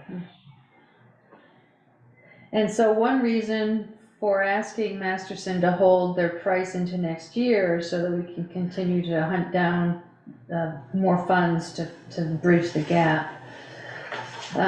There's still no guarantee that we would get any additional funds within the time frame that we would want them to move this project forward. Roy, are you able to give your opinion about the situation if the project is further delayed? In terms of Lincoln Road? Yes, and the condition of the riverbank in the area that we're trying to restore. Yeah, I mean, I think the folks who have seen, I mean, the road, the bank's kind of sliding a bit. It did come through the flooding in July with maybe just a little more movement, nothing severe.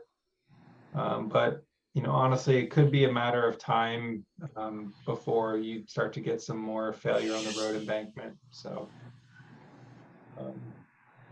you know, I think we probably, in terms of the road and the crossing, you know, I'm hesitant to say. It's always getting things through. Ice out is one of the big pressure points in our year of hydrology, but you know, I think the road would probably last, and you know, okay to do it next year.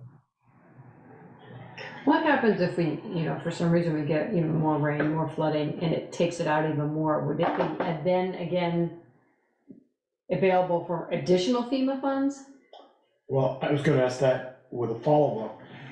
What if we wait until the thing and it gets washed out with that, your question, Michelle, and then FEMA says, Bristol, you had a bid, you didn't accept it because you didn't have enough funding, you had a design, why didn't you do it?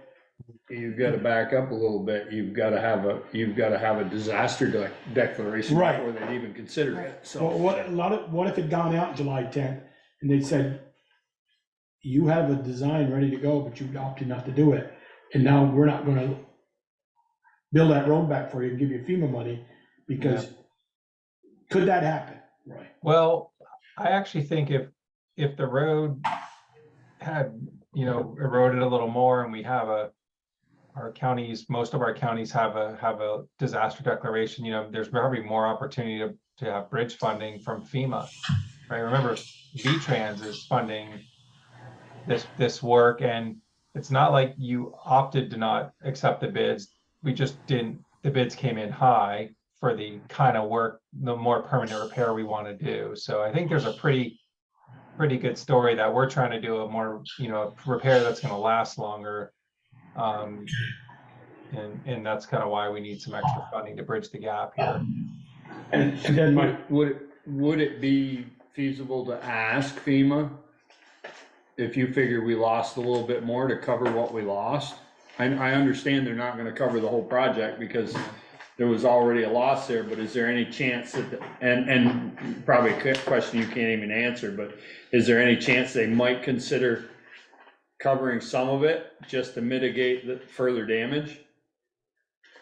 Valerie, I don't know if you've had conversations, but I do think it can't hurt to ask, right? I mean, there's a lot of repair work going on, and in the scale of things, this, you know, it's a huge amount of money, but it's small in the scale of the work taking place in our region right now. So in our state, I think it's worth a shot. I'm pretty sure that they would expect to see a connection between the July storm and whatever additional damage may have occurred. Yeah, I mean, can you figure out what the percentage is? Is it like a 10% more loss, 20% more loss than what we had, you know? I mean, we obviously have documentation of what it was like prior to the storm.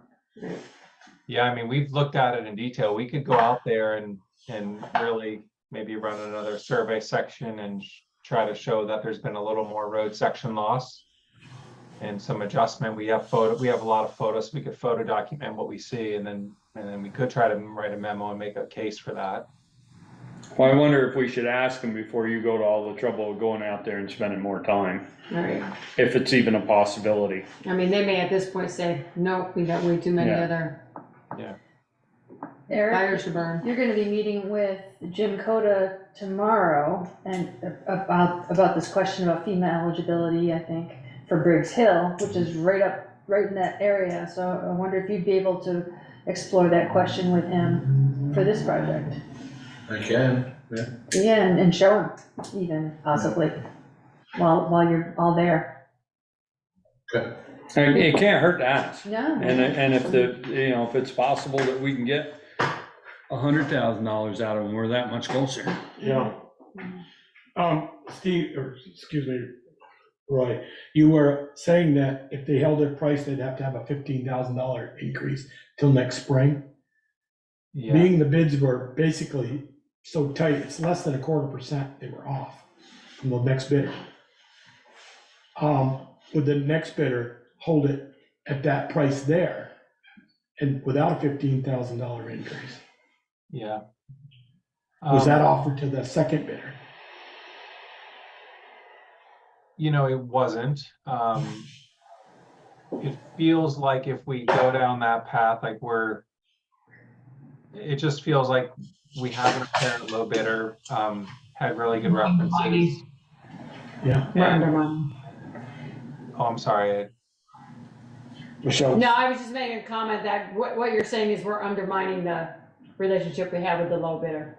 Yeah, I mean, we could be opening up a case where we're sort of trying to do after the fact bidding, you know, when,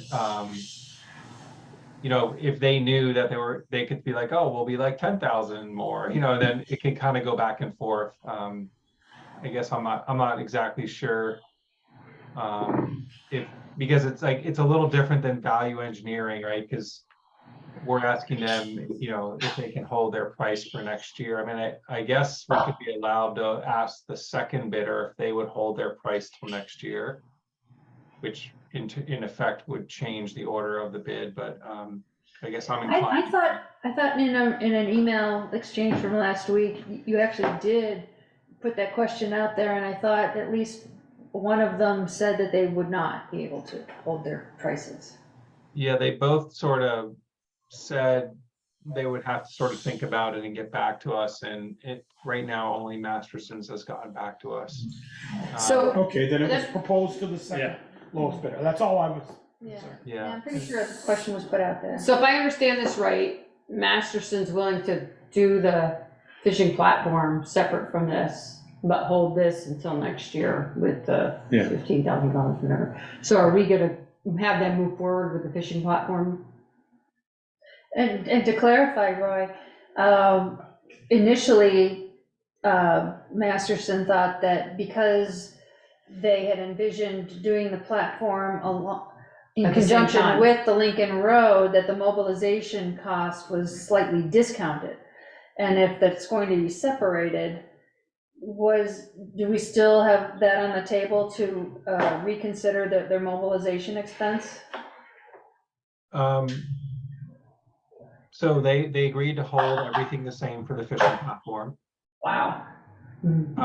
Which is great. And then the 15,000 includes the anticipated increase in some of the materials they heard from vendors, as well as a little extra, because like in their minds, they were gonna disturb Eagle Park once and recover that site. So there's a little extra, which is part of the mobilization and demobilization, and is included in that 15,000 for the Lincoln Road project. So that's where that little bit of extra comes in for them to get a coat of gravel, so they recover the parking area between the projects.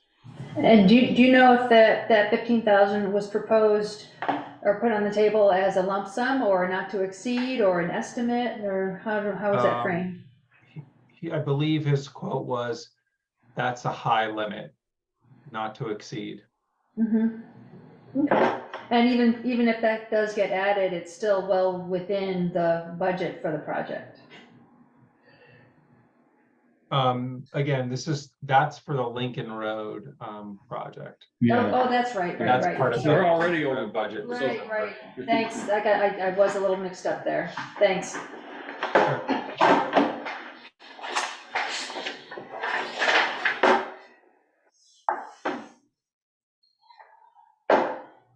So what do we need, a motion to proceed with the fishing platform? Actually, I think you guys already did. Yeah, I think we so, did yeah. that already. Let's get that. As long as they agree to bifurcate them. Yeah. Yeah. Okay, so we don't need a motion in a second here, because we already did that. So the discussion is good to go then? Yeah, do we need to do anything on the Lincoln Road piece at this point? What's Well, I guess. how do we move forward with this? I guess we're at a point of acknowledging that we don't have the funds to proceed, so we are postponing Until it we do. until at best next year. And we're gonna hustle like crazy to try to fill the gap. There is the question of whether the select board would want to consider using ARPA funds to help make sure we get it done this year. And if we do that, there's a likelihood that potential funding sources, other funding sources would know that. We need to, disclose that, and we would reduce our chances for getting additional grant funds. Quite likely. But I think, and then Eric is also going to try to, with your help, reach out to the meeting that he's having tomorrow, by this end of the week, if we can get Anything there. anything from FEMA, from the Right. Lincoln Road Right. movement with Roy's pictures and Right. looking back I at mean, it. it may be one of those things we say, let's give it till December, see where we're at, and then we can reevaluate Yeah. using the ARPA funds. Give it till when? The end of December. December, whatever. I mean, I don't know. I don't know. I mean, we're not doing it this fall, so if we're not doing it this fall, it's more happening next year.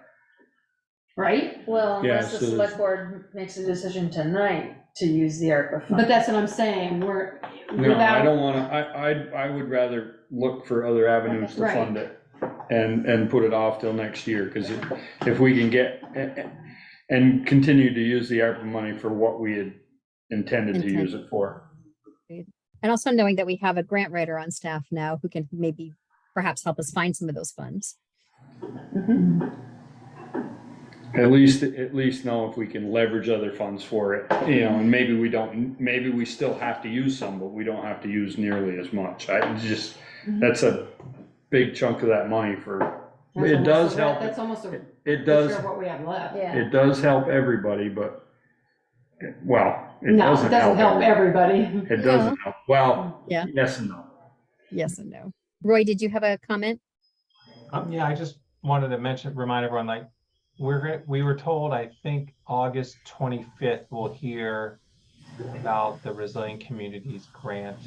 So I guess in my mind, if we get lucky and get that grant, we go back to Masterson's and say, we're ready to go. And I don't know, I guess I wanted to just throw that out there in case, like, if we do get that grant, do we try to build the project this year? If we hear When it. you say that grant, what's the fill-in? How much we gotta steal from Peter to pay Paul? $314,950 is what the grant was. Right. Right. More, Yeah. right, so that would cover us, That would cover it, yeah. If we got it all. if we got it all, so. Yeah, I mean, if we got it, if we get it, I'm not holding my breath on that one. No. Roy, what would be the drop dead date for a decision, for a green light to be given to Masterson to be able to do it this year? Well, I feel like I didn't really bring that up with them. Because now the reason we played phone tag for almost a week was because he's out of cell service and super busy. His machines are all over the place. So Right. I'd have to ask, I'll follow up and ask him if, I almost didn't want to even go there because we didn't have the money, but I guess I need to check in and plan, like, if we were to get that grant and learn about that in the next week and a half, would he be able to mobilize, put adequate staffing on the job? I mean, I don't think, right now he's not available because he's doing emergency work. Yeah. I don't see him being able to, and maybe I'm speaking out of turn, but I don't see him being able to get there before that. Emergency work is done. Right. Well, or before we know whether we get this money or not. Yeah, I think he's probably gonna be busy through September. Right. And the thought just occurred to me too, that with any funding agency, you have to wait until you get your grant agreement and execute the grant agreement before you can start the work. So, and that grant agreement process can take a while. Yeah. So, we're not looking at anything fast. So I withdraw my question. Okay. So it sounds like we're setting ourselves up for next spring or next year. and just try to get all the pieces together. Unless things fall in line really nicely this fall. Yeah, we're in time for the September 11th select board meeting, we might have new information. Yeah. Okay. Thank you very much, Roy, and your colleague Brian, for doing so much of this legwork that was not expected. So thank you. We'll have, if Eric gets any good news, we'll make sure you get that tomorrow, or in a timely fashion. Sounds great. So that in case we have to go back out and see what the difference is. Yeah, and let us know too, Roy, if a lot of this extra work that we're talking about and that you offered to do would require an amendment to your contract, just to put it bluntly. Yeah, I think we're good. Let us know. Okay. Don't surprise us, let us know. Yeah, I don't want you to feel taken advantage of. That invoice might get rejected. I appreciate all the work that goes into what needs to be done. Yeah. No, you certainly have gone above and beyond because things haven't quite gone as smoothly as they should, so. Thank you very much. Thank you. Enjoy the rest of your evening. Okay. Item number 4, consider the house panel sign replacement proposal from the Bristol Historical Society. Is Ted there? Yep, Ted's here. Ah, okay. Come on up, Ted. Before we do that, let me just go back to the question of if the select board's comfortable adding the loader to the agenda that might have happened at the beginning of the meeting. I don't have an objection to talking about it. I don't have a problem with discussing it. If we don't like what we hear, we can tell them no. Yeah. Okay, so why don't we proceed with I guess Ted? I don't either, but we kind of have a policy. Are we gonna spend money? Yeah. So kind of. Well, if we'd added it to the agenda in the beginning, I mean, it was an oversight. It was an oversight. It's not like it's something that we haven't been talking about. Right, it's true. And it's not like we don't know it's coming. I So think we it's couldn't gonna buy this in 2 weeks from the 28th. Well, from what Eric said, somebody must have changed their prices.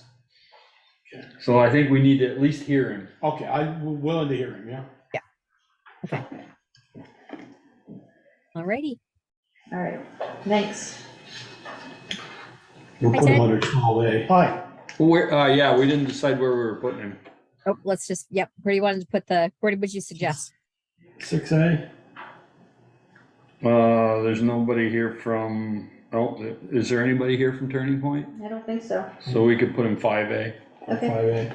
Okay. That way if he wants to leave. Yeah, okay. He was whining about being way down on the agenda, and in other towns, they put the road foreman up front. And then I said, well, then you'll never know what we give you to do if you don't set for the whole meeting. I said that's true, didn't I? Yep.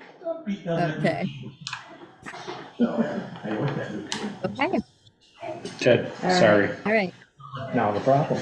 So, the select board was provided with the updated design that Ted introduced at the last meeting, and the select board was also provided with an email that Ian had prepared, expressing some of his concerns about the process and selection and some of the background. So, Okay, so I received the TA report this past weekend online, and as you all did, and saw Ian's reply and comments regarding the Howden Hall sign. In this reply that he provided, I was surprised to see that, and this is a quote, "The select board had approved a more suitable direction." We at the Historical Society were completely unaware of this and taken by surprise. And if another sign's been approved, I have no idea why I'm here tonight or why I attended the last select board meeting, since the topic is the same. Has a decision actually been made regarding the Howden Hall sign? We had a discussion on the sign and came to the conclusion that we wanted it to look similar to the signs on the entrance to Bristol. I think we presented to you last week about adding the hump on the top, and you said you didn't have a problem with that. I mean, I'm asking that, I know. No, we don't have a problem with that. With adding the, No. so that the signs look the same. And I talked with Reg about that, and he doesn't have a problem with it either. And the way it was left with, between Ian and the select board, a specific design had not been finalized, but he was planning to bring an updated copy or an updated version back to the select board, and he was working on it, but hadn't done it yet. Okay. Well, if the issue is still open, we at the Historical Society strongly suggest that the sign that the Historical Society approved all those many moons ago should be the one that the select board chooses, as it is clear, clean, attractive, and clever, and also designed by the Bristol Historical Society president, Reg Dearborn. We would truly like to honor Reg by having his design on the front lawn, and Reg has been an incredible asset to the Bristol Historical Society since he assumed the position of president, as seen by the amount of time that he spends in the museum, in the museum's office, and at home, caring for our collection, which is huge, and caring for the general function of our organization. I could give you examples of it, but it would take probably more time than we have right now. We would not be where we are today without him and his abilities, and it's for this reason we would prefer to have his sign design in front of our museum's home. As I outlined at your last meeting, and also reminded Ian over the phone, the Bristol Historical Society would like to fund the entire sign project if you use this particular design, which would involve removing the existing sign if it doesn't remove itself. I don't know if you've seen it lately. We would have the new sign fabricated from as long-lasting and durable materials as we could.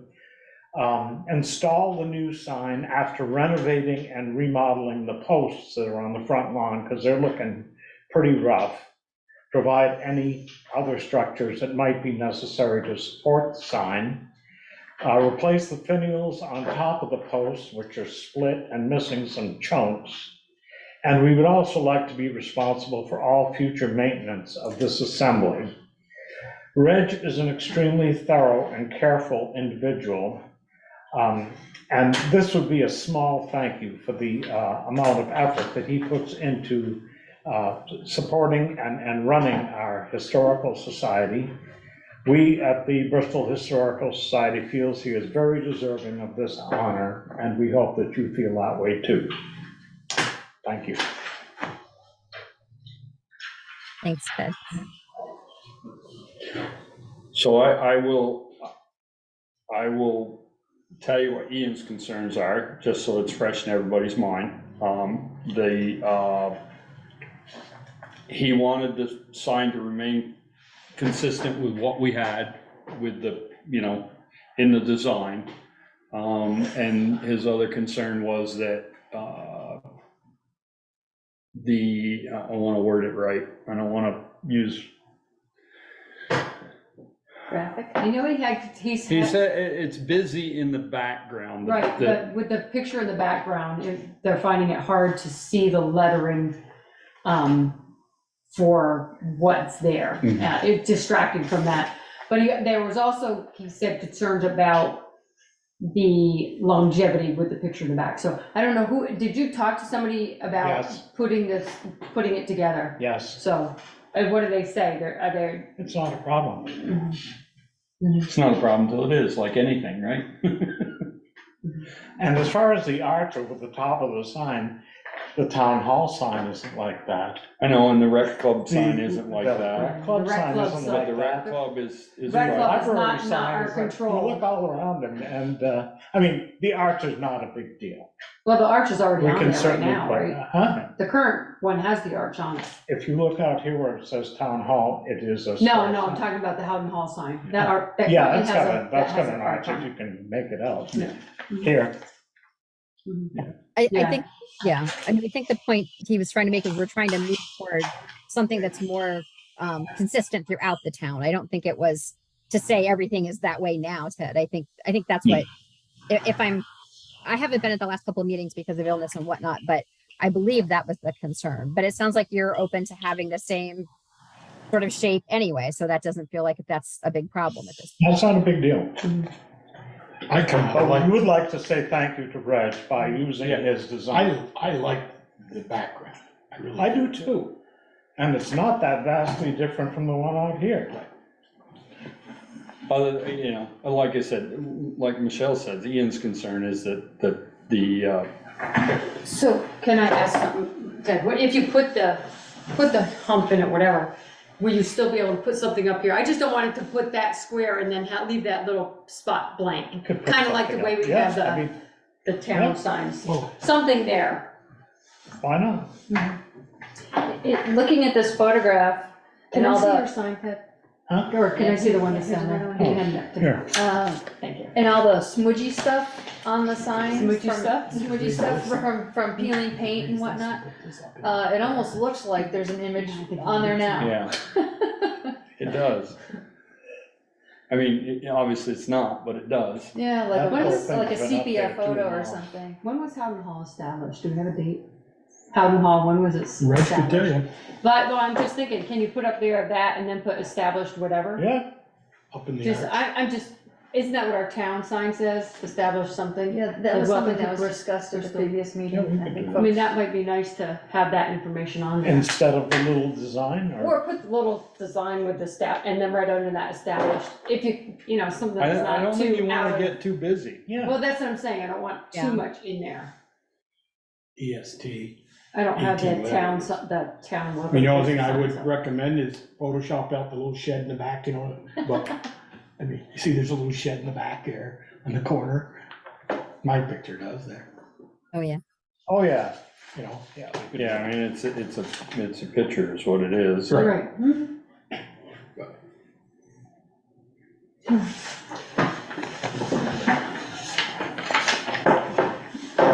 No, it's just like, look at that. So you're gonna get rid of that the bottom sign and just have this. Well, it's about ready to get rid of itself. It's all rotted and Not talking sloping. about those small Yeah. versus Bristol Historical Museum, because you're gonna put it on here. Mhm.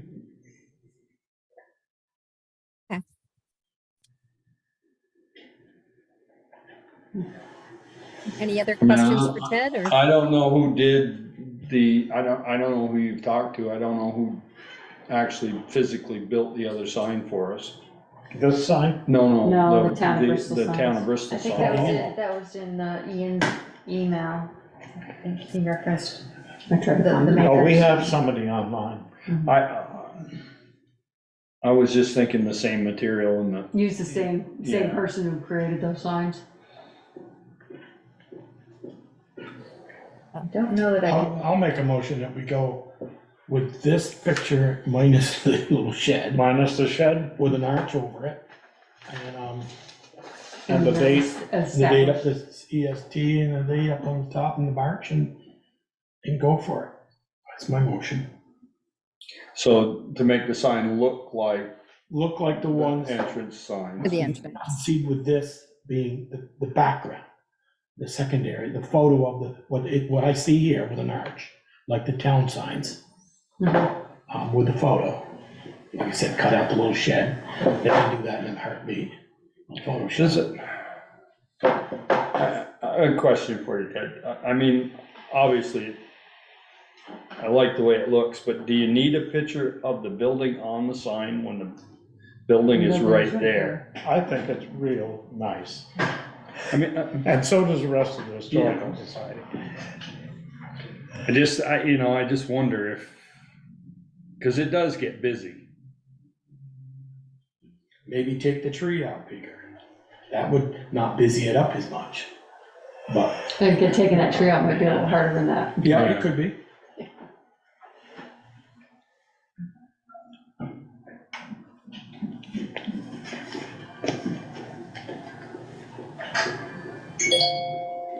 You know, a good photographer could probably take that without the tree in it, and could Photoshop it. Give it the tree. Photoshop it out. I'll talk to Rich about it.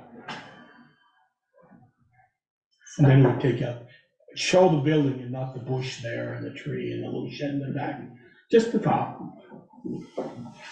Well, the picture was taken prior to the bell being there and prior to the Right, coach being there, because neither one of them are in there, correct? right. And the shed isn't back there anymore now. No, Is the tree even there anymore? Yeah, the tree's still there, I believe. I don't know. It looked Yeah, I like think it that's was- so I think the bigger. tree is still there. Yeah. I think that's property of the bank. Yeah, I think you're right. It looks like the stake is right behind the, Just about, we really like easy back there.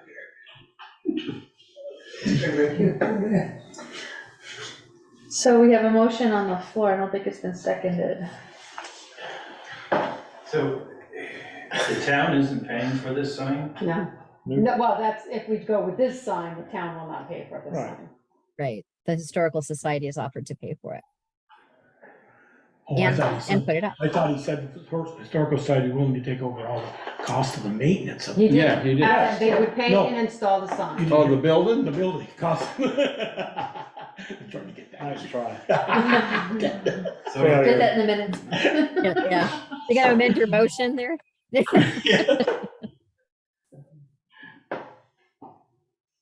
So who approves the signs in the town? Well, the zoning permit, I understand an application have has one. been submitted, yeah, I have one. yeah, and, I don't know if signs need to go through the design review district. If they will have that. If it's downtown, they have to, Yeah. but this isn't part of the It's not. design. Now, the church had to go through one. Well, I think the playground. Now, the did church too. had to go through For downtown what? when they changed from shingles to dump. Oh, Yeah. do they? They're Oh, in then maybe they do. Same scene. Yeah, I think they do. Well, they've Oh, stretched there's that. another step for you, Ted. They've stretched that district. Well, if I'm the sign beginning to has to be understand approved by some stuff. somebody else, why is the board making a decision? Because it's town property. Because Because it's it's our a town building. building. Town building. Oh, well, I was trying to figure out what you were thinking, that's why I asked. Good question, though. I guess I'll second Joel's motion at least so we can.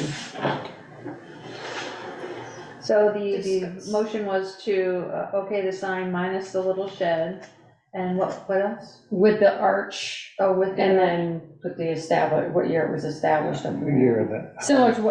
Similar to whatever our town Yeah. sign is, I guess says established, whatever. Yeah, circa, whatever. Yeah, whatever.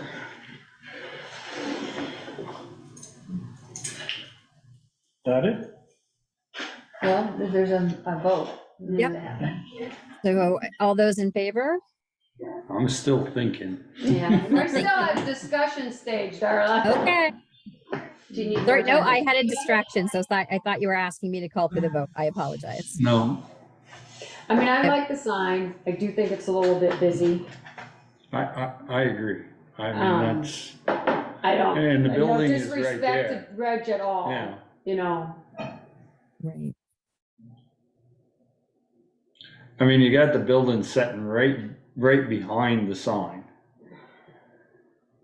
I just think it would be cleaner without the building in the sign. And I understand the Historical Society likes it, Ted. I'm not, and yeah. it's nothing against Not the Reg. only thing I'm beginning to understand.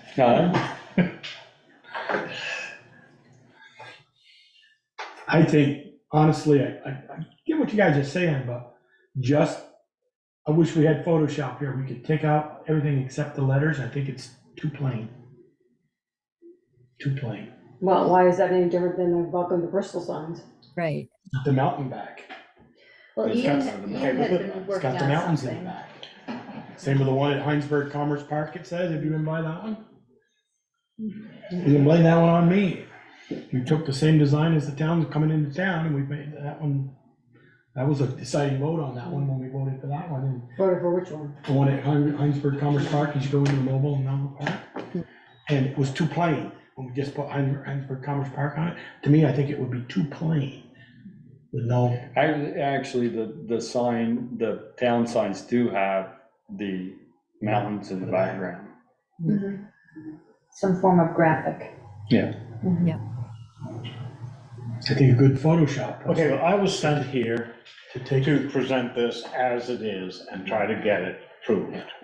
You want to make changes to it, let me take it before the historical. Well, we haven't. And see if the changes you want. I'd like to see just the building and not the tree. Are okay with the historical society. If not, then the historical society is just going to rescind their offer, regardless of how generous and nice it was. And I think that's already happened once, hasn't it? Yes.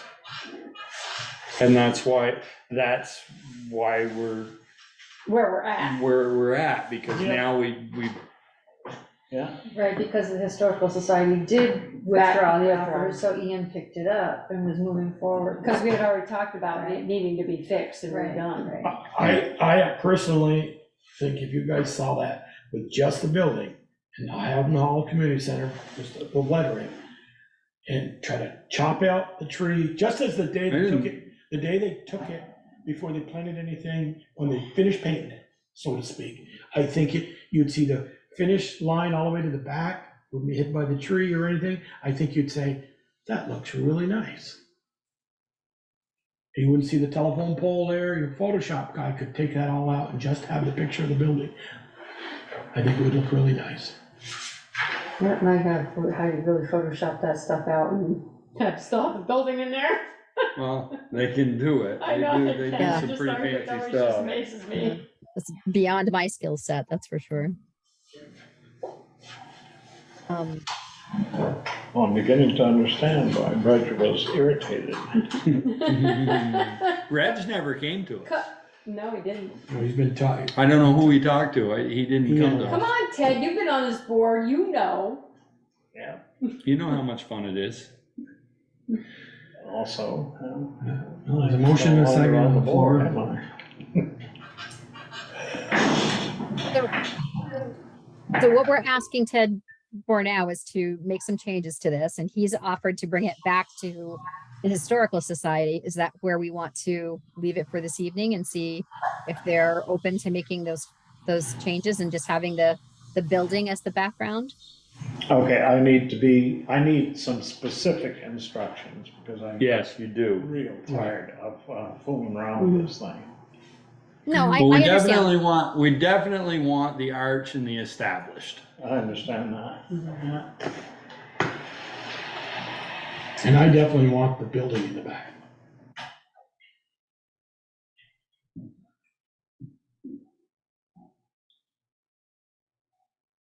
Well, let me know.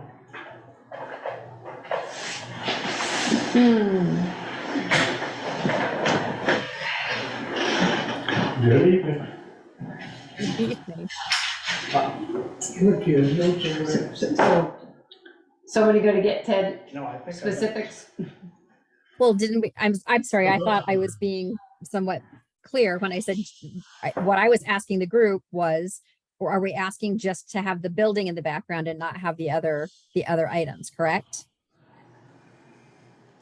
Yes, that's Joel's That's mine. Okay. I mean, the arch and the established Mm-hmm.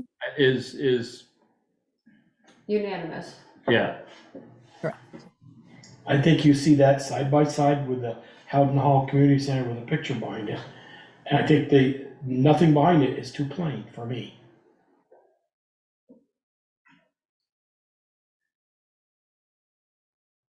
Well, there's two sides to it. If we ask to have all the stuff pulled out, then Ted's gotta go and see if the Historical Society accepts that, And if it can be done. and if it can be done, yes. Ted, I'd be willing to work with you, and I think I could talk Brother Mark to set up his camera and Photoshop that, just the building.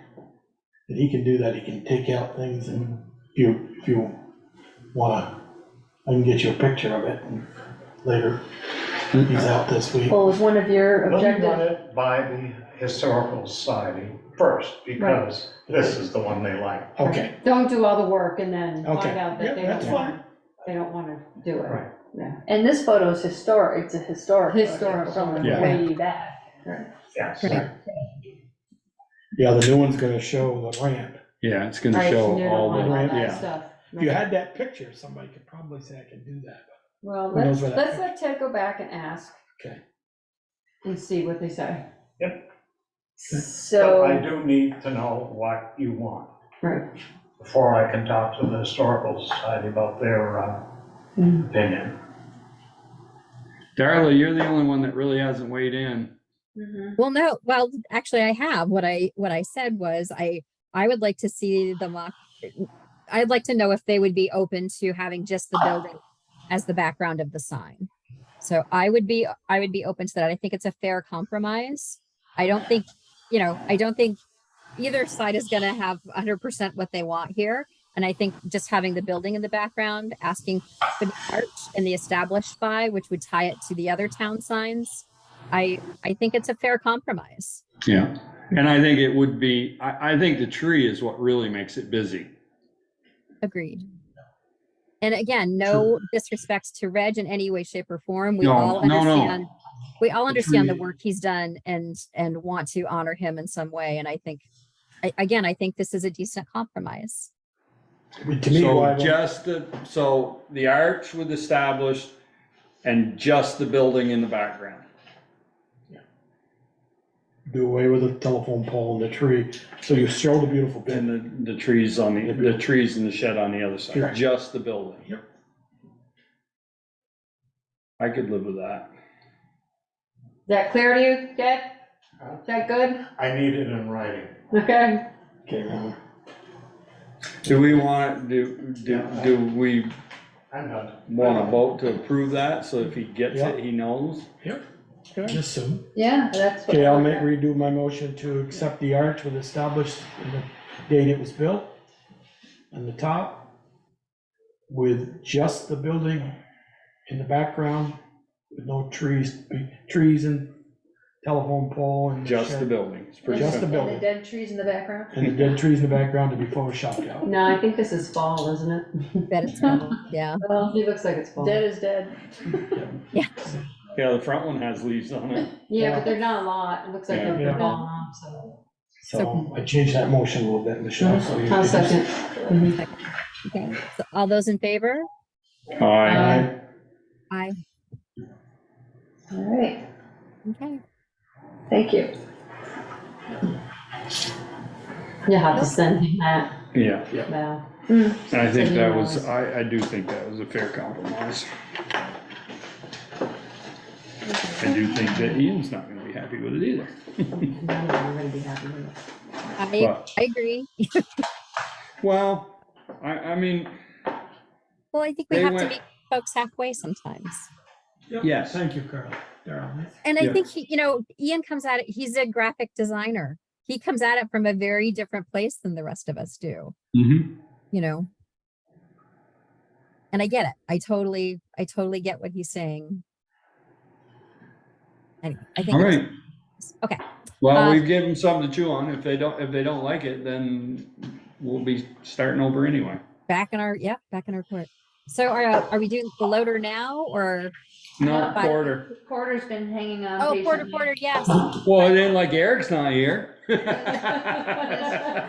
All right, so item number 5, that's right, we're 5A, I apologize. So receive an update from Porter Knight, who is here with us, about the Health Equity and Community Design Technical Assistance Pilot Project and creation of a vision of accessibility in town parks. Go Porter. Thank you. Well, I'm very excited to be here. Can I share a screen? Somebody will have to make you a co-host and I can't do it. Actually, it said. Well, it she's didn't- already got it. Didn't say I couldn't, so it looks like I She didn't can. say she couldn't, so she did. Yeah. There you go. Maybe Love that. everybody's a co-host. Interesting. So I'm super excited to be here today, and you can probably tell how excited I am about this because I actually have like a little PowerPoint presentation. I know usually I just come and just like talk about stuff, but this is something that I think is really, really important. So we have amazing parks here in Bristol, but they're really underutilized. I'm talking specifically about the parks outside of the village. And those parks can be extremely difficult to navigate, and even, out and out impossible or unwelcoming if you have any kind of different mobility. And I want to clarify that I'm talking to you tonight just as a citizen who's interested in accessibility and appreciation of our natural resources at the parks that we have. This is not a Bristol Trail Network or a rec club initiative at all. This is just something that I started talking about back in 2017 when I was talking to a friend who had different mobility and she wasn't able to enjoy these sites that I love to enjoy. And then I think many of you knew that my husband was living with ALS in the last years of his life. This is a picture from 2021, just 3 weeks before he passed away. But Dave was an avid hiker and fisherman, and he took the dog for a walk every single day at lunchtime when he wasn't traveling, and he fished most weekends in the summer. And as ALS took his ability to walk and to move, he couldn't use any of our parks. Certainly not Memorial, which is closed to everybody now. Not Sycamore once he was in a heavy wheelchair, and not even Eagle Park with the fishing platform that's supposed to be accessible. So that was really a disappointment. So as I said, I've been thinking about this idea and talking about it since 2017. And so regional planning was aware, they had heard that this was an interest of mine. And so last year they approached me when there was this health equity and community design technical assistant pilot and said, do you think that accessibility on town parks in Bristol is something that this could help you with? And my question, which might be like yours, is like, well, what is it? And so they explained that there was money from the Center for Disease Control that came to the Vermont Department of Health. And that money was specifically to address COVID health disparities among populations that were at high risk for compromised health or were underserved. And they weren't giving money directly to communities. What they were doing is they were giving chosen towns with access to experts. So designers, architects, planners, and consultants, and also ambassadors. So these are Vermonters who have lived experience, who are either marginalized or vulnerable, or have differences. And so you can see on this little map, it shows a bunch of the towns that have been chosen or considered for this. So we're this is us with the little ironically the little walking person, which stands for trails. And so their focus is on health equity. So that's like health equity means like making health accessible to all. So equality in access to healthy opportunities, and also healthy community design and placemaking. So we didn't get money. What we got was access to information and people with information. And so one of the first things they did was a survey, and you might have seen this, this health survey went out in May, and it surveyed a bunch of different aspects, but the ones, and I'll give you the whole survey so Valerie can share the results of it with you. But a couple of things that came out of the survey were to the question, what are some of the top health problems in the community? Respondents here in Bristol said mental health is a biggie. Top behaviors that impact health of the community, respondents here in Bristol said lack of exercise was huge. Interesting though, then most important factors for a healthy community, places and opportunities for community connection. And then in the question about what type of spaces allow you to be more active and social, people checked off the parks and the green, trails, and then also, interestingly, connectivity and community events. So these are things that relate to and can happen on town parks. So those are things that related to our community's interest in health and things that they see as relevant to or related to health. And this was actually a really interesting similarity to, I don't know if you remember in January when we went to the community with the ARPA recommendations and asked people to rank them. There was a question there at the end, was this question on here: what negative consequences have you and your family experienced due to COVID? And the two biggest ones were adult mental health and social isolation or inactivity. And then, two of the next, almost biggest ones is youth mental health and adult physical health. So that was something that our community in January had said. So there were 222 people who did this survey, and there were 96 people who did the one in May. But you see some similarities there. I also wanted to note that although I'm not here on behalf of ARPA, this was, of the 500 ideas that the ARPA committee sorted through, one of the ones that ended up in your top 20 list. And the way it got phrased there was funding for studies to explore creating handicap accessible trails on town parks. So, there's some synergy between what the technical assistance pilot survey did and what the ARPA survey did. Porter, go back just one slide. What was number 1 and 3? What were those two that were Lost income and. Oh, was it lost income? And I couldn't read them. Yeah. So the next biggest ones after these, this one is increased healthcare costs, and this one is lost income. Okay. So yeah, this was the question about negative consequences from COVID. Okay. So the May survey that the Technical Assistance Program did also asked people about their usage of parks. And one of the things I thought was interesting, of the 96 people who filled out the survey, you see that like a third of them had not been to either Eagle or Memorial, which I think is, I think I'm pretty surprised that 2/3 of people had been there to either of those parks. Some people didn't even know, like, I don't even know if I've been to Memorial Park. And then Sycamore gets more use. And I think if you guys, I don't know how often you folks ever go to these parks. I pop into them for various reasons with some regularity. And this is definitely my experience as well. Like there's, on a nice day, there's almost always people at Sycamore. I almost never honestly see anybody at Memorial. Eagle Park, it's maybe a 50-50 if I've seen people there when I go. In contrast, of course, like a lot of people use other parks, and this didn't specify, but they probably mean the town green, or they might even mean the rec park. So that was just an interesting thing. So that was sort of some of the information that's come from experts was the survey. The designers helped us put that together.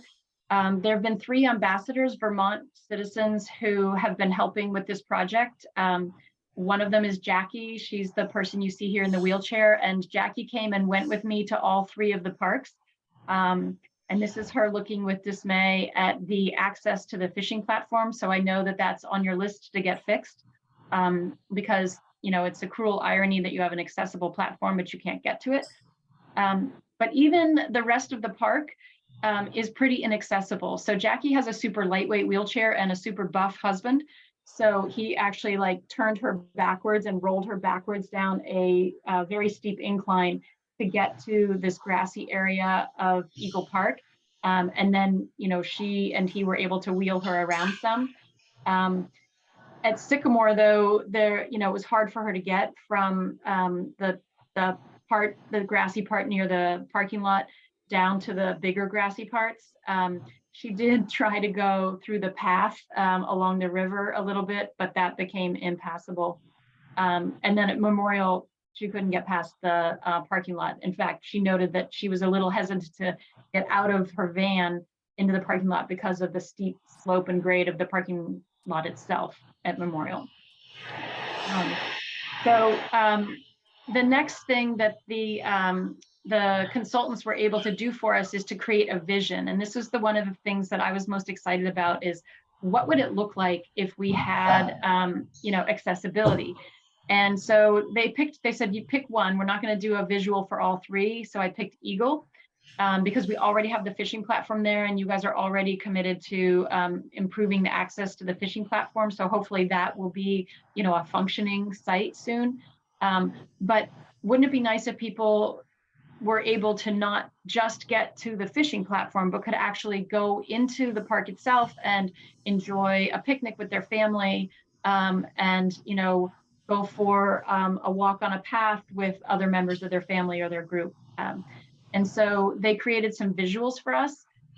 So they took a series of photos that I took at Eagle Park and created this vision of, how that park might be used by people of, all different mobilities. So you have like a woman with a stroller, you've got a guy with a wheelchair. In one of the other pictures, there's people on crutches, but it shows these sort of interconnected paths. And so in another visual, it's kind of like looking back from the platform towards the paths. And then this is sort of like an aerial view of like what the paths might look like. So there's really three main things that these parks would need in order to be accessible. They would need parking. None of them has safe, accessible parking at all now. So it would have to be, safe, like flat, designated, like marked, and then paths so that people would actually get out and enjoy the parks as well.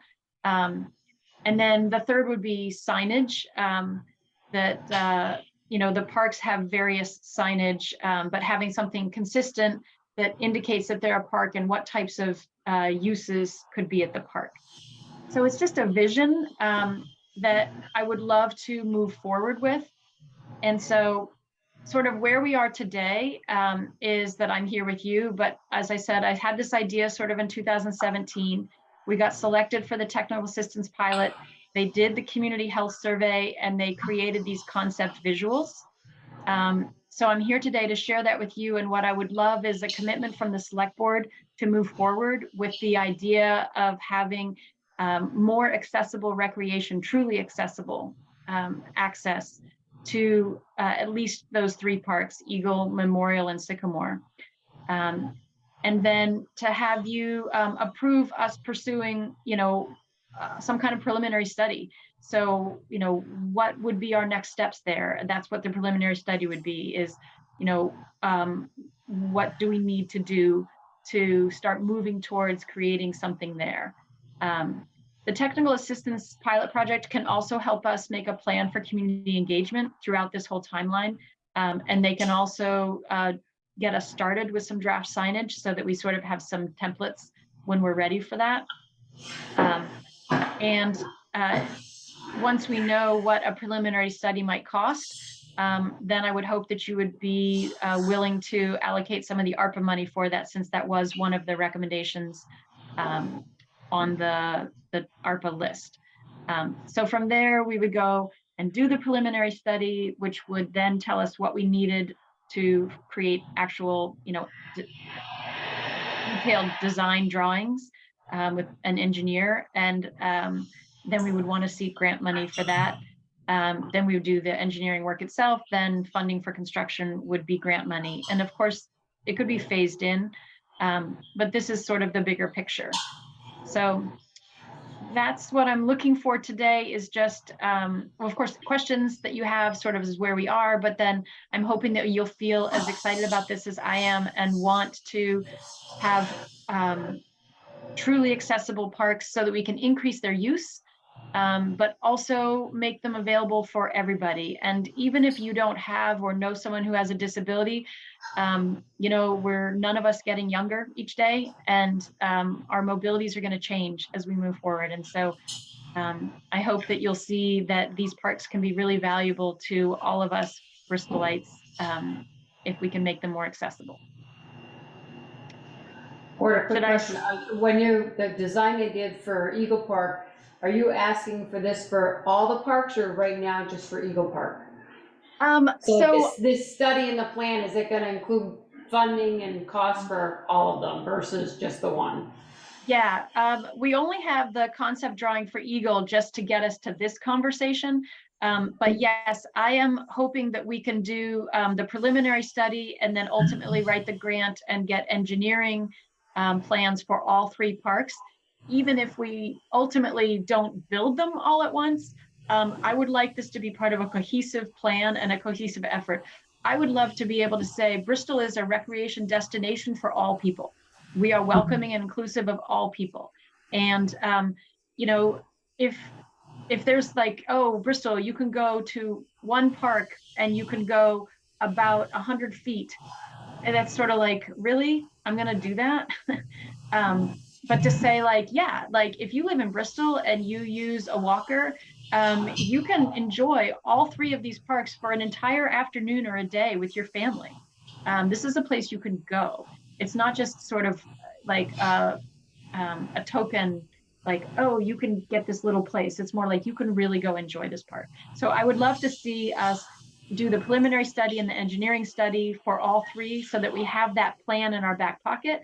And then if the funding for construction can only come through in pieces, we could do it phased. But we can say Bristol's committed to a bigger vision. And that's part of why the community engagement conversation is so important, is that so the Conservation Commission knows that this is something I've been talking about for a while. But, you know, they are writing plans for all these parks. And the only conversation we've had, you know, they over the last 6 months is them saying like, yeah, obviously this could easily be written into any of the plans. But I would want to have them be more involved, and also the rec department who uses the parks for various programming and is responsible for the parks. So I'd want to be more involved with them. And then also I've had these ambassadors from other parts of the state who, by the way, are like, Bristol is the bomb. Like they love Bristol and they are so excited. They're like, our towns aren't even talking about this. I'm like, well, we're only just talking about it, but they're like, this would be so great, you know? But we want to include people who have different mobility here in Bristol and get their perspective and their ideas. So I don't think this is a fast track, but I want to keep it moving, and especially because the ARPA money has a timeline. I would love, and this is one of the recommendations, I would love to see us commit to that. So I'm not asking for a specific amount of money because I don't even know what those type of preliminary studies would cost. I don't even know if it's possible that we would have to do the preliminary or could move straight to engineering. So those are like the limits of my, you know, there's so much I don't know. I don't even always know what I don't know. Should I stop sharing my screen so that you can see, or do you want to stay up? No, that's fine. Yeah. I guess I have a question, Porter, is you really would have piqued my interest a lot more if I'd seen that study instead of Eagle down to Sycamore, because as your graph showed, a lot of people use Sycamore. That's a busy place on Saturday and Sundays and a beautiful day. Yeah, Or well, afternoon. so I'm glad you said that, Joel, because Because let me finish, just because, as you know, I think this is the third time we're rebuilding the Eagle, the fishing platform at Eagle, and I said I'm gonna give it one more try. If that thing goes again, let's just pick it up and move it to Sycamore Park, because I'm not sure that the Haven River with the elevation drop in Lincoln through Eagle Park, those trails could stay versus Sycamore. So I was hoping I'd see a drawing like that at Sycamore and start with Sycamore first. Well, But there's challenges. Yeah, all three of the parks have challenges. You know, Sycamore spends a fair bit of time underwater in the spring. Yeah, I was gonna say Sycamore washed away, that's why there's no houses there. So, you know, the question of It did. You're correct, Peter. It gets, but the Haven River moves a lot slower. That's true. Down there because the elevation drop isn't as much as it is through Lincoln, and that's what it wipes out the fishing platform. So I don't have an emotional attachment to, you know, one park over the other. What I am committed to is accessibility on all of the parks. And in order to do that, we need more information. And that's why we need to move along towards engineering, because you know, what type of surface is going to provide a durable, accessible platform that can handle getting flooded at Sycamore? What type of access is going to be possible at Memorial to get people not necessarily all the way across to the other side to view the falls, but into, you know, down below to that first tier down below where they can be near the river and be in that sort of quiet, secluded spot. So there's, you know, each of these parks has their challenges, and I am not the person to answer those questions. Those are engineering questions. And so we need to start to move in that direction. Yeah, getting them down there up to Memorial Park isn't a problem. Getting them back out might be an issue. Because the road that leads around is not ours, around the back, it's not ours. But we have right away there. Yeah. Porter, have you talked with the rec department about this project?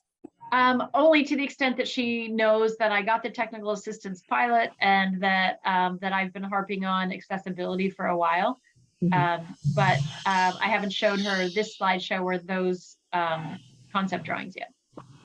Yeah, and again, the concept drawings are just so that people could sort of have a vision of like, what might this be like? They're not in any way, you know, representative. This is what it's gonna look like. Exactly. Yeah, right, Michelle. It's more just like, just so that somebody who's like, what are you talking about? Like it would be like some simple loops, a path that you could take something with a walker, a stroller, or crutches, you know, so they're just to give you really just a visual of, you know, what is an accessible path. Right. Well, when we worked, you know, you probably remember when we worked on the playground, when we had to update the playground, Right. You know, making that accessible was a big component for the community. That didn't come from the rec department or, you know, there were people from the community who really thought that that was a necessary piece, and not just. And I remember going to one of the trainings on playgrounds, right? I learned a lot about playgrounds over the time that I was at the rec department. I probably have forgotten a lot about playgrounds too, but one of the presenters was a woman who was in a wheelchair, and you know, someone in the group's like, why is it so important that we make a playground or a park so accessible? And she said, if my kid is on a swing and falls and is bleeding, I'd like to be able to get to them. Like that brought it home for me. Like, and there were questions when we were doing the playground, like, why does it have to be accessible? Why is it important for that? You know, that, and it, you know, it's not just about a kid and a parent. Like you said, it's about an elderly person who wants to bring their child to the park and be able to walk without worrying of falling and that kind of thing. I mean, I've had my own mobility issues in the last year, and you know, I'm a little more aware of things than I was the year before. Porter, you said part of your first slideshow was mobility and walking and sidewalks. And as you know, some of the villages not got sidewalks, my street in particular. I know. Right, and could money be used for those types of things? I'm focused on accessibility for parks. I agree sidewalks are important, and I included that because in the health equity survey that they did, connectivity was one of the things that people in our community ranked as important. We weren't just asking them the questions targeted about the park, they were more broad health equity. And as I said, I'll send you all those results so you can see the whole survey. I absolutely think sidewalks are important, and I wish we had a sidewalk on your street. And ARPA wanted to see, you know, some safety improvements on your street. But I'm here today to make a case for moving forward with a commitment to accessibility on, at the very least, these 3 town parks. What do you need from the select board? I guess it would be like a resolution that you are committed to the vision of accessible, genuine accessibility for users with different mobilities at Eagle, Memorial, and Sycamore. And that you say it's okay for random volunteer Porter to talk to people at the town about pursuing some type of a study and figuring out what that might cost so that we could come back to the select board and put a dollar figure to that ARPA recommendation. I'll make that motion. Word for word. That's right. Second. You lost me at Memorial. I won't vote for it because I don't wanna say never can say never, Eric, but almost never happened there. I would commit to legal and some Sycamore, but not that. Well, they can do the study and say it Right. won't. I mean, You get- we're not saying we have to do that one, we're Would you just just getting take the $50 and information. throw it down the toilet? It'd be the same thing. I can give you that study right now, Peter, but I know. I mean, okay, you got a point there, Peter. You gotta do a study to get no money, so to speak. Or to say no, but Sycamore, I'd love to see the bridge at least repaired. And the steps going up, and I have some ideas. On Sycamore? No, on Memorial Memorial. Park. Memorial. And- I'm all ears on that, Joel. Let's talk about that another day. Yeah, and I've got some ideas, cause I've been up to the top of, where's that park in, that's National Park in Maine, way up on the end, way above Booth Bay. Acadia. And I've taken pictures of all the stairs and stuff, but I think we could do the same thing in Memorial, so. Okay, call for the vote, Valerie, or Darrell. I guess I. Why, cause you're done talking? No, if you're done Yeah. talking, you guys are for it, I'm not. But I'll- Well, thanks for bringing this to us. So we have a motion and a second. So all those in favor? of the- Aye. Aye. And anyone opposed? Nay, just because of Memorial, that's all. Yeah, I but support it. I said, I mean, I'd be interested to see what they say, it doesn't Yeah, mean we have to okay, agree I'll to say that. like that. Oh, I wanna see what they say, that's, Right. you know, $1 billion. When Peter Yeah, wrote a number down here. Well, no, Porter and I went up and looked at it when the other outfit was talking about putting stone stairs in there, and it's a challenge. It is. It's a big challenge. And it's not that big, Memorial Park is not that big, so it's not like they have a big area to kind of go back and forth like this for them to get down there. Right. Well, actually, you own 19 acres there. Yeah, but it's all on the other side of the river. I know, but you know, if we could get over the river, I could Through the put woods, a really. mile loop trail on the other side of the river if we could, and that's not about accessibility, that's just about anybody. But if we could get us back over the river, then I could build a trail there and that would be a hugely popular site. But that's a conversation for another day. Yeah. Thank But you, I hope the everybody. study- And I did want to just, since I'm here, I did want to say that I did finally get an email back from the Vermont Community Foundation and that they're very pleased to grant the additional $10,000 to Bristol for a second year of the diversity, equity, inclusion work. I believe that check has already been mailed, probably even deposited, I don't know. But she said that the check went out, so it should be in our coffers. And I'm going to be away at the end of this month, but when I get back in September, I will be meeting with Valerie and we'll be talking about how to go ahead with that grant and also how to move ahead with this. So, and Nice. probably 10 other things, but. Just on that, I hope part of this whole vision for the parks will be a cost evaluation. You know, the state and the federal government, it's always great. I think of this street light out here, Peter and I approved years ago, Michelle on the board, and then they told us, oh, now you own it. Whoa, we didn't want 3 lights out there, we only wanted 1, and then and what would be the cost to maintain these parks, because that's gotta go to a budget, and that gets expensive. Yeah. I'm Okay. not saying I'm not for it, but it's expensive to keep adding taxes. Okay, thank you, Porter, for your. Thanks, Porter. Yes, thank you. Thanks, guys. All right. 5A. A, the loader. Let me ask you this, Eric, one question. Will the town of Starkville slip this in the last meeting agenda? If they're coming, Yes. road foreman come up to them? Yeah. Okay. First, it'd be first. Get up on it. We'd already be done it. Okay, done it. Get up here. He'd already be home in bed by now, sleeping. Well, I do believe. You were taking a nap. Eric? I was, I'm No, almost you're that absolutely close. right. Valerie, you should put I was close. Department of Public Works right after public forum. And then he'll stick around to see. And then what's I'll going probably on stick anyway. around anyway, so it ain't gonna make any damn difference. Darn difference. Huh? Okay. All right. Somebody will sell a loader pretty bad. Alright, so the equipment. Hang on, Valerie's gotta be here. She's got Why to. does Valerie have to be here? Because she is gonna wanna know what was said.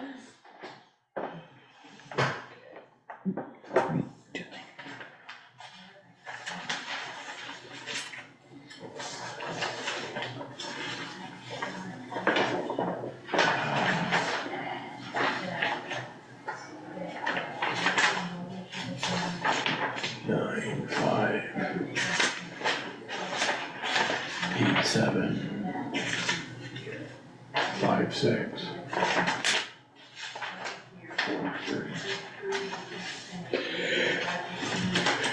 Yeah, you get one that's all stapled together, they're all. Yeah, no, I printed them off today. I started reading the minutes, I had to run the Brandon.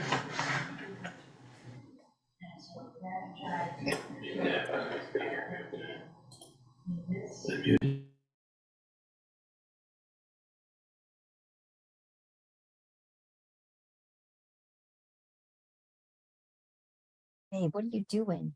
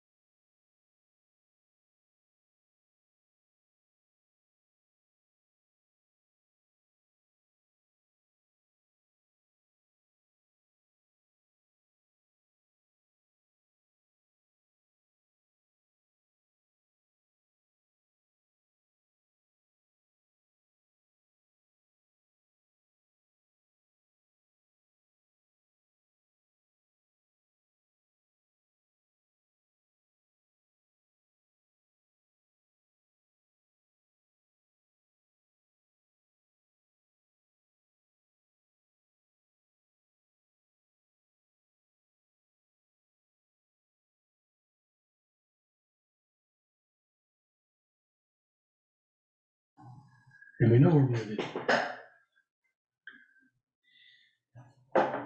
We're unmuted. No, we're unmuted, I unmuted. Right.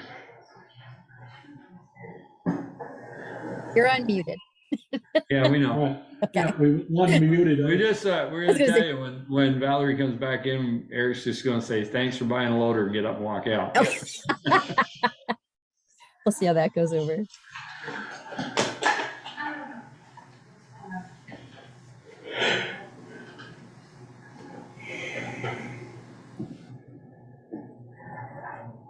Jill, did we have something additional with you? I'm not seeing it on the agenda.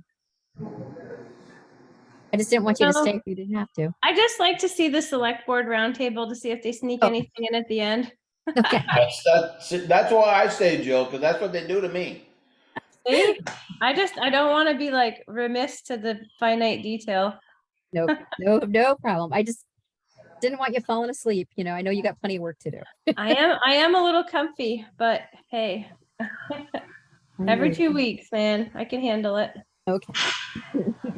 Oh, we've been 3, we've had a break. We had a break. Yeah. With those 5 weeks in a month.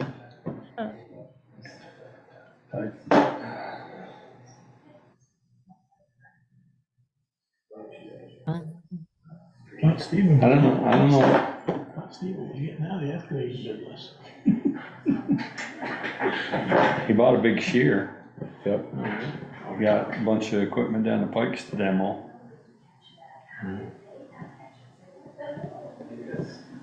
Oh, maybe we could do the select board roundtable. No, because she's gonna wanna hear that too. She can listen to the video.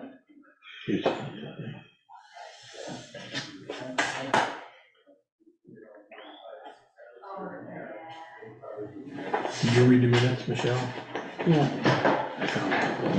I'm gonna go to the bathroom. Oh, there you go. No, the only thing I, Use this opportunity.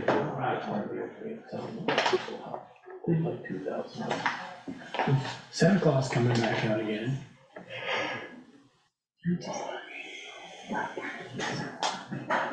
Now we're all yawning.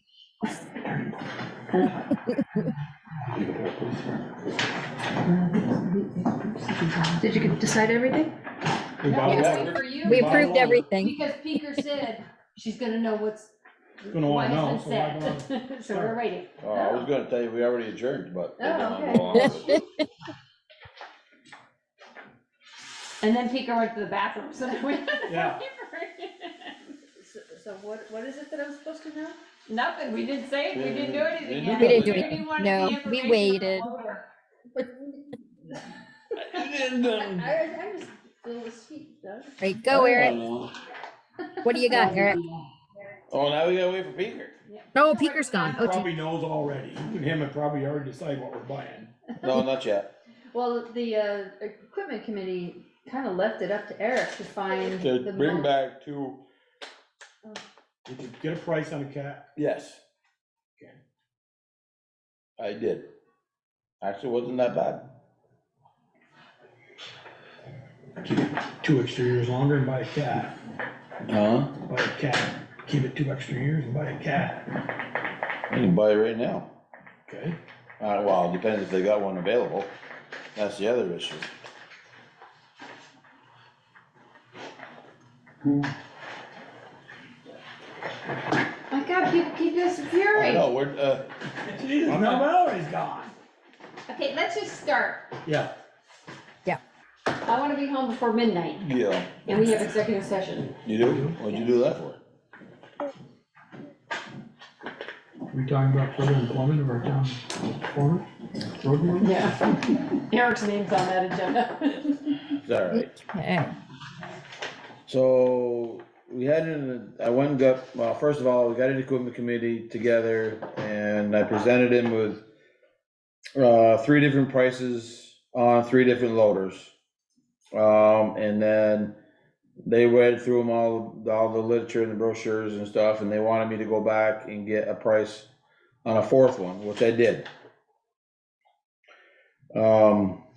And then they recommended that I come to you guys with 2, whittle it down to 2 out of 4. So we went, and let's see, Mike and I went to Middlebury and we looked at the Doosan. Mike drove it around the yard, and stuff. Then all of us, well, me, Mike and Colby went to Killington out to look at a cat. That was the closest one that cat had available, for us to look at for what they bid. Volvo, they apparently don't have anything new enough for us to look at close by, and they won't be getting one in their yard until about 2 weeks from now. And John Deere has one, that just coming back from rent. It's got, what was it, 119 hours on it right now. So they actually have theirs in the yard ready to go right now. They're the only one, well, yeah, they're the only ones that have one in the yard that is available now. The other ones, are a ways out. That's The John other ones Deere. are all new. Everything's new. These are all, John Deere's new. John Deere's Well, return. I know, but I'm just saying it's new, Yeah. used, kind of, Well, yeah, what like they, slightly used. yeah, Hopefully. what they do is they try to rent them out. When they know a town's gonna look for a piece of equipment, they try to rent that piece of equipment out. It gets the price down more compatible for what municipalities can afford. Yeah. So with that being said, coming back from what the equipment committee wanted me to do, I've come back with a John Deere and a cat as the 2, I guess, 2 top picks. yeah, 2 top picks, I guess you'd say. Okay. So if you want, I can go over, How many hours on the John Deere versus the cat? the cat will will be have, 0. will have a 0, Four. but they don't even have one in the yard. They don't know when they would get one. Give us numbers. So the John Deere with, for the loader, I spec'd out a loader with a quick connect, a bucket, and a set of forks. That came in at $66,000 for the John Deere. 166. 166,000 for the John Deere. Difference. Yeah, a little bit of a difference, wasn't it? Yeah. Okay. Add hydraulics for the sweeper if you want. Yes. And I also priced out a pickup broom for the loader, which their price was $22,500. So total price for the John Deere with the pickup broom is $188,500. That includes a 7-year, 5,000 hour powertrain hydraulic warranty. So you got him to go 7 years? Yes. 7 years. The Cat, which is the next lowest bid, what, with the forks, the bucket, the quick connect, was $173,300.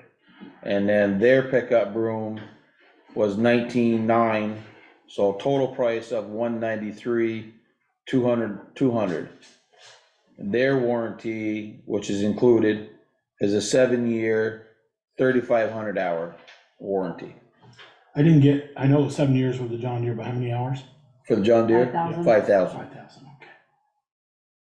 This was 7 years, 3,500. Yeah. The hours really aren't. Hours ain't an issue with us, it's more the years.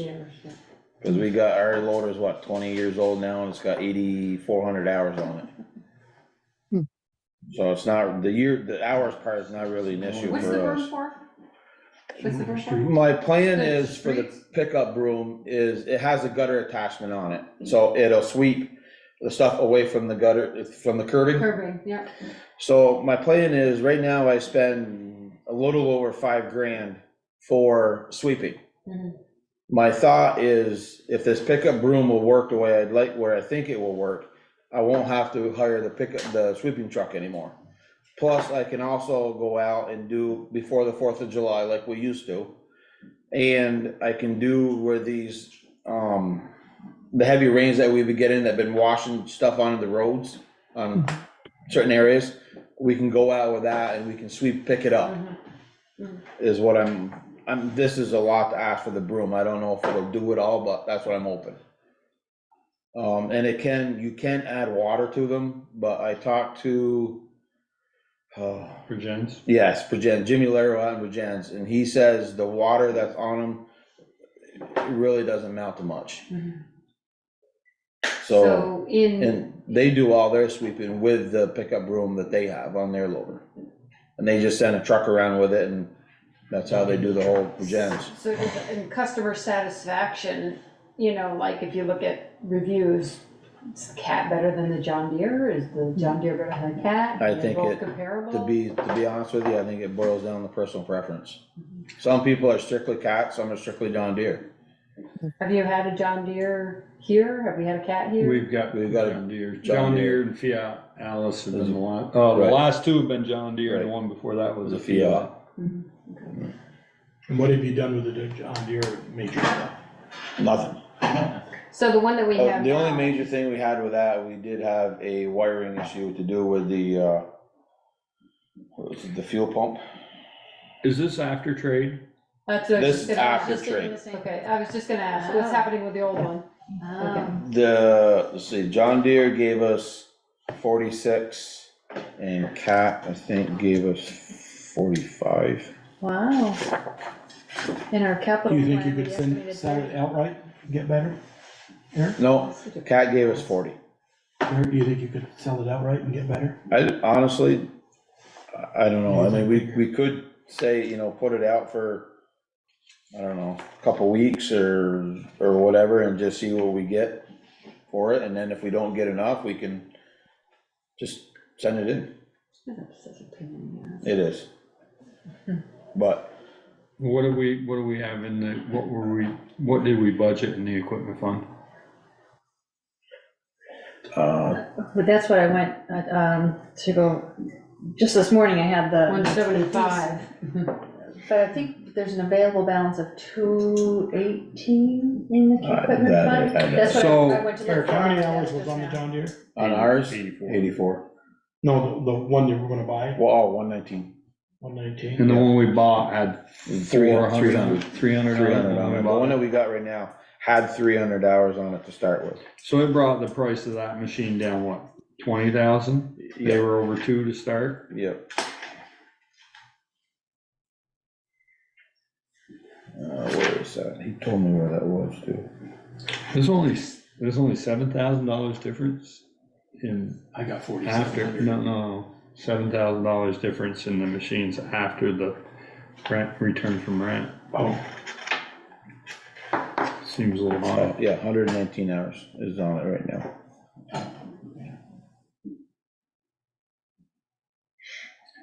So I guess, if we budgeted 175, we definitely can get the loader with the forks and the bucket. Well, it looks like budgeted for John Deere loader and the 2013 Kubota. I'm not quite sure what that means. We estimated 175,000 for the loader and 80,000 for the Kubota. Okay. yeah, I think. I just wonder, I guess the broom is a capital purchase. You save $5,000 a year, it's gotta last 5 years in order to pay for itself. Well, no, not necessarily, well, in a matter of speaking, yeah. You could also look at it too as it would take only 5 times to recoup its cost. So say we went around and did it twice a year with the truck. Yeah, but you don't. But we don't. But I used to with SI. What do you budget for street sweeping? I don't, it comes out of my contracted line. It is what it is, unless I don't sweep, I don't. So last year, or this year, was, well, before July, it was, 50. And we didn't get. 200. Right, and we didn't get it swept like July 1st or 2nd. No, it does, I don't have them come back again, because And that's the money that I'm spending now. $1,000 or better, probably. Yeah, oh, I would assume so, just to do Main Street, yeah, you figure trucking coming all the way down from where they are.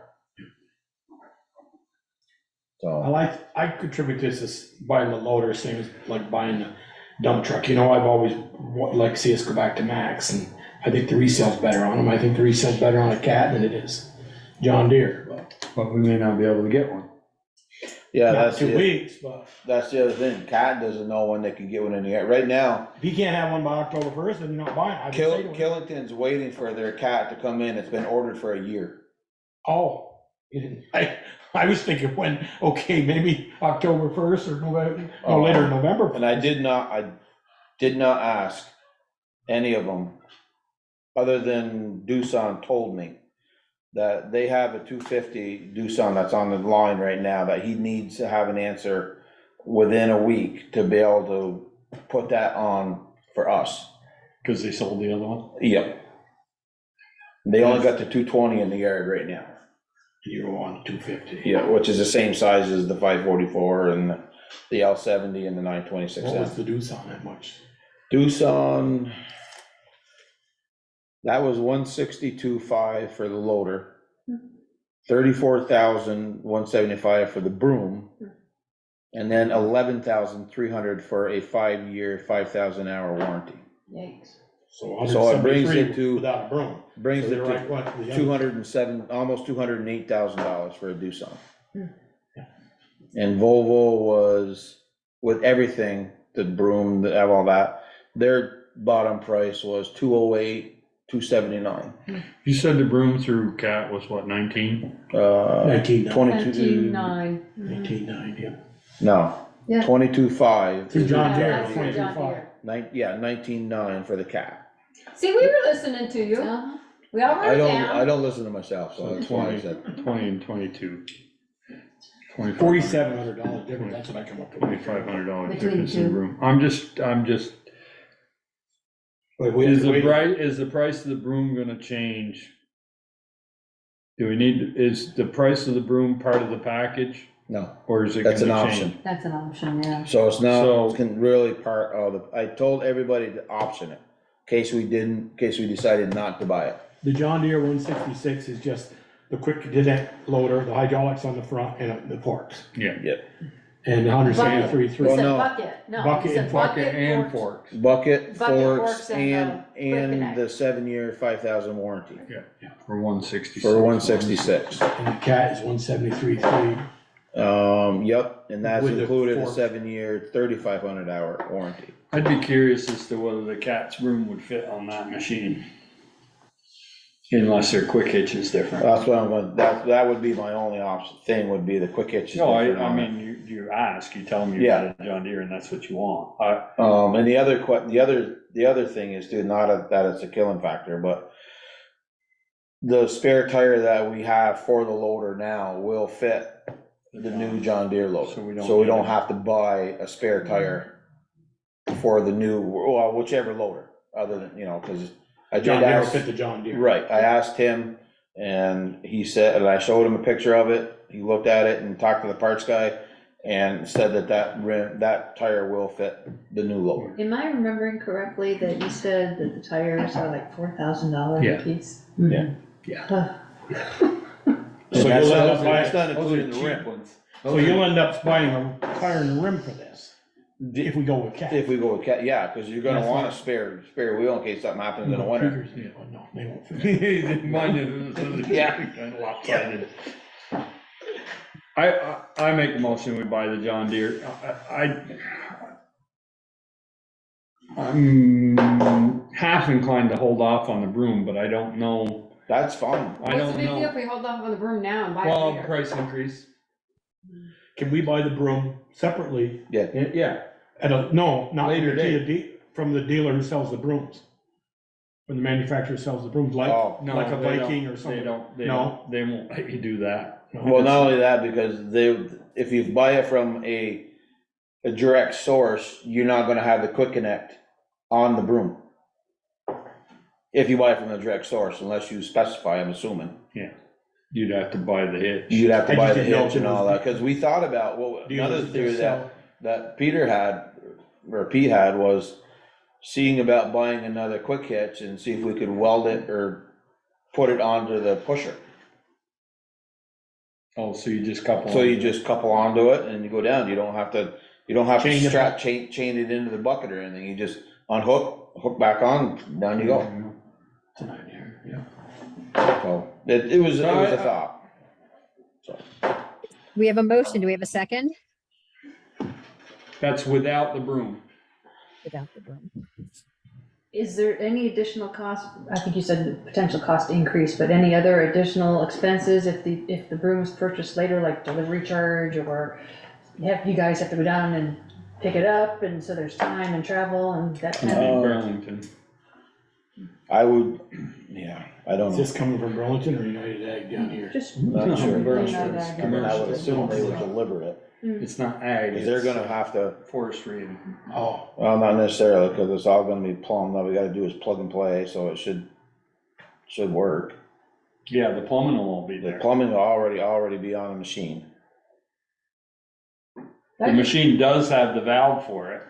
Yeah, well, yeah, I will verify that tomorrow, but yes, So I just, according to this, we don't have the money in this account, so. well, what I went to look for a moment ago was the printout that Anthony had provided that I recall when we met with the equipment committee. I think $218,000 is available, is what I recall, but I couldn't find the piece of paper. okay. Yeah, I think if we go with just the loader, then we can, we can hang on to that extra. so we got 157, it says available? Well, that's that's what it from the says town now. report. That's from the But town she said report. that's not right. Why would it? It's only the town port, why we have to show it to everybody? Why isn't it? Garbage in, garbage out? Because we didn't have the numbers from, we didn't have the correct Well, numbers. unless the appropriation wasn't added in, that you guys did in March. Unless Oh, that's that, right, there was additional, wasn't there? yeah, whatever the appropriation from, well, that's good, that town meeting day, whatever appropriated. There was unanticipated. Right, the undesignated fund balance. Unassigned. Unassigned, yeah. that's what I'm looking Unassigned. for. I don't like the new word. I'm gonna call. You can be a rebel. But something tells me that there's an available balance of $218,000. Well, I'll second Peaker's motion with the caveat that the money's. Yeah, I just had to pull it out of his operating budget if it's. Well, and, that makes a good point here, Eric. Yeah. Maybe if you could take, when you got a free day, Right, right. is the MAC in 2 years, is that enough in there? Is the you know, the excavator. It's not The looking Mac? like we're putting enough No, in there. or, you know, and we're, I can maybe talk we're way to off Larry because about it. 250 now. Yeah, I was the gonna Mac is say, 250 instead of 20. Josh just did a Western Star and he was pushing 260, 265. Yeah. Well, and I'm just looking at, we were Yeah, but talking about Starksburg's replacing got the it, we don't Kubota, we're not gonna cost have it. money in that account to replace the Kubota this year. No, Well, none of that, and no. I'm not willing to replace the Kubota And yet, because I'm willing to replace the plow on it, but not the Kubota. And if you're actually, let's just say you do consider going with another Mac, you're talking a year and a half out right now. Right now, but that's changing all the time. Right, so, I mean, I'm just thinking, if you wanna keep the schedule, Right. you're you gonna have to- actually have to order that truck next summer Right, in order to get it. in order to You need get where it. you want it. Right. Okay, we are Pay past for it, 10 but- o'clock, so let's, have we made a We decision? gotta get out of here. Okay, so we've got a motion and a second. Shall we vote? So all those in And that's favor? without the, that's, Without- without the without- John Deere, without without the the broom. Vroom. And Everything only he if proposed without the broom. right, And who if the funds seconded? are available. Sure. With the caveat, the money's in there. Right. Gotta make sure the money's in there. Mm-hmm. So all those in favor? Aye. I go aye. Aye. What? No, I'll say aye. I thought you said I If don't they, know why. if they're pleased with the John Deere, then they're gonna Well, own we've it. had two of them, that's what the last two have been, and they've served us well. But I don't think they're very pleased with the truck we bought either, the village truck. Okay, That's not John Deere. I'm No, gonna move no. on to number 6, because it's getting late and I'm feeding. Thanks, everybody. Consider allocation of national opioid settlement funds to Yeah, that's what I'm gonna do. Have a good night, everybody. See you. Good night, Eric. Good day. You sit around. So if I can just let you know, this particular Item. item, I'm on the board of directors for Turning Point. Nice. Yes. So don't say anything bad about it? Everybody likes constructive criticism, Um, but I'm learning a lot more about it since I got onto the board. But I was in support of this organization prior to getting onto the board, for becoming a board member. This is like $9,200, 93.55. like 92 something. And earlier today, I emailed out to the select board members a memo that we received from the teen center, the hub, requesting $2,000 of this allocation. So this isn't the final amount, we're gonna get more No, funds. no. I guess I would propose splitting this evenly between the hub and Turning Point. I mean, because if they're using the funds to help with that, with the kids, I just soon see it working down.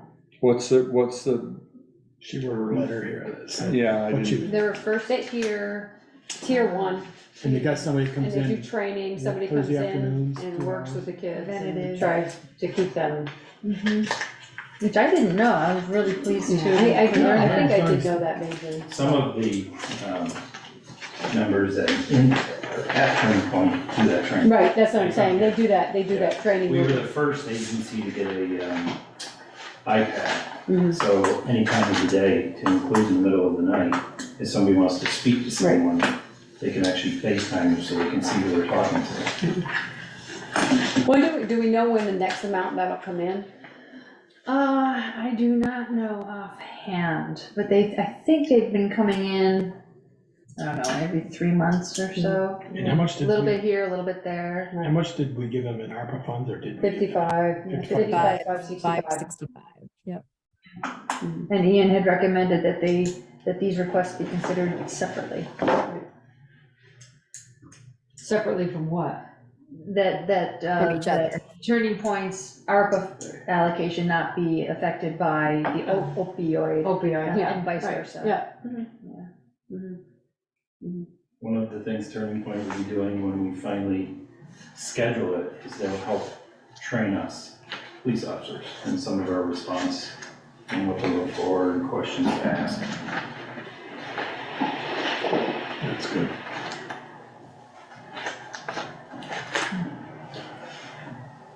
did you do that in the form of a motion? I did kind of. Kinda. Kind of. I said I would suggest, I guess I didn't really make a motion. Do it for 46.50 each. Or you could do 5,000 to 1, 4355. I mean, I just, if they're using it for that kind of stuff, I mean, we're getting more ARPA funds, which will probably go to Turning Point, so that's the only reason I said. You mean opioid. Sorry, opioid. Yeah, we're getting more opiate funds, which we could give to Turning Point. Yeah. Because is this the second amount we've had? I think it's at least third. Third, and we've given Turning Point all that we've had. Oh, we haven't given them any of the opioid money yet. Where have we We put it didn't? all? I thought we. It's in an account, it's just being So is this deposited. total This amount is our that's in first, this is our first allocation. But this is the total amount that's in that account that we have Right received now. so far, okay. Right now. I mean, I guess I'm gonna throw this out there, you guys.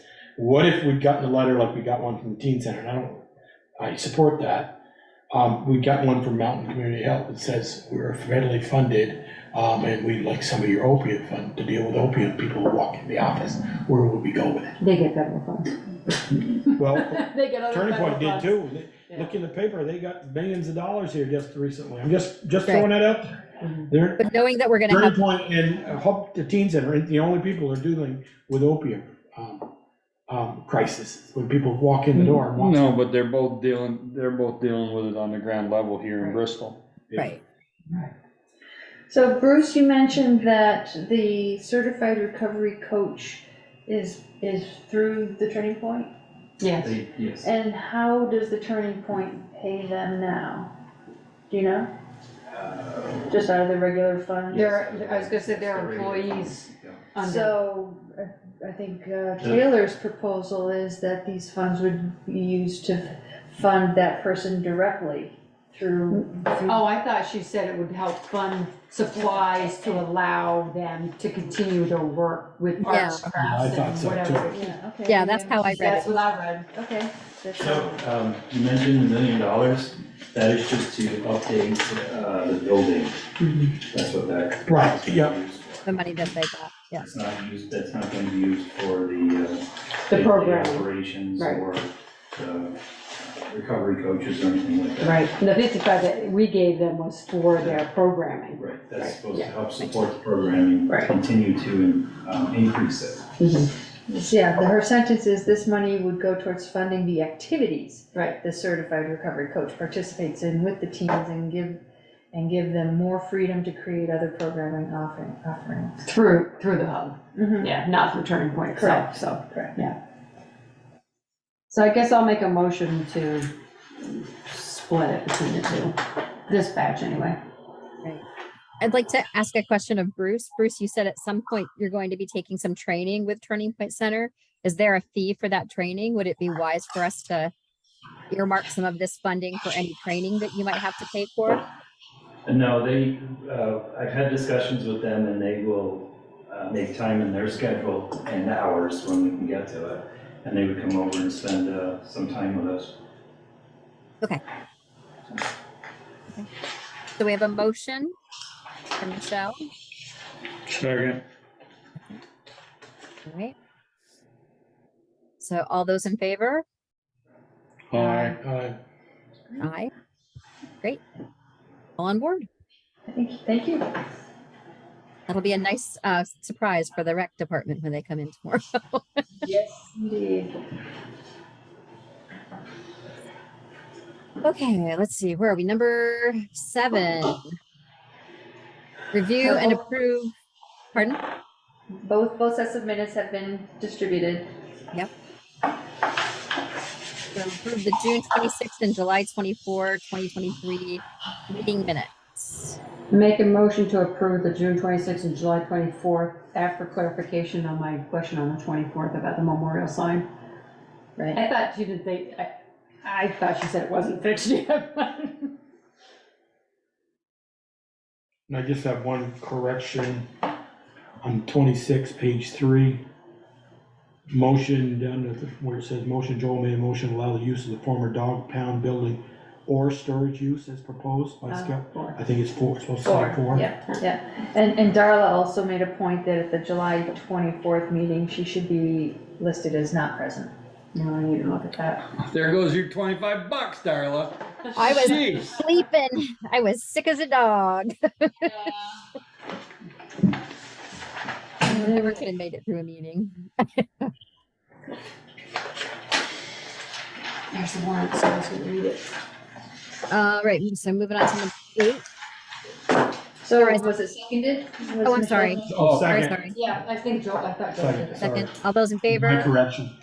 Aye. Aye. There we go. Sorry, guys. Told you I was tired. Thank you. Right. Authorize accounts payable warrant and any liquor or tobacco license.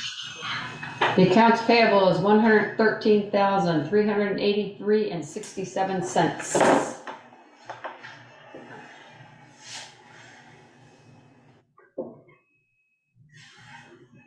And I didn't see any liquor or tobacco licenses, so. I didn't see anything in the stuff that came through.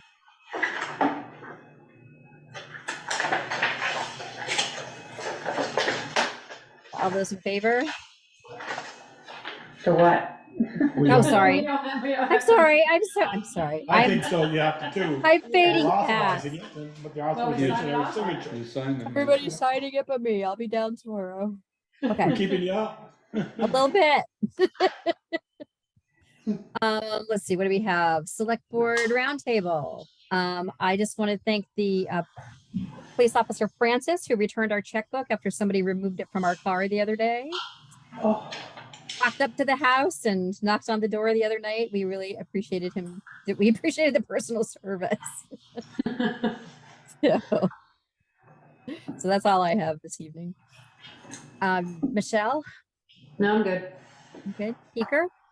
I'm good. Joel? I got a couple of 3 things. Is we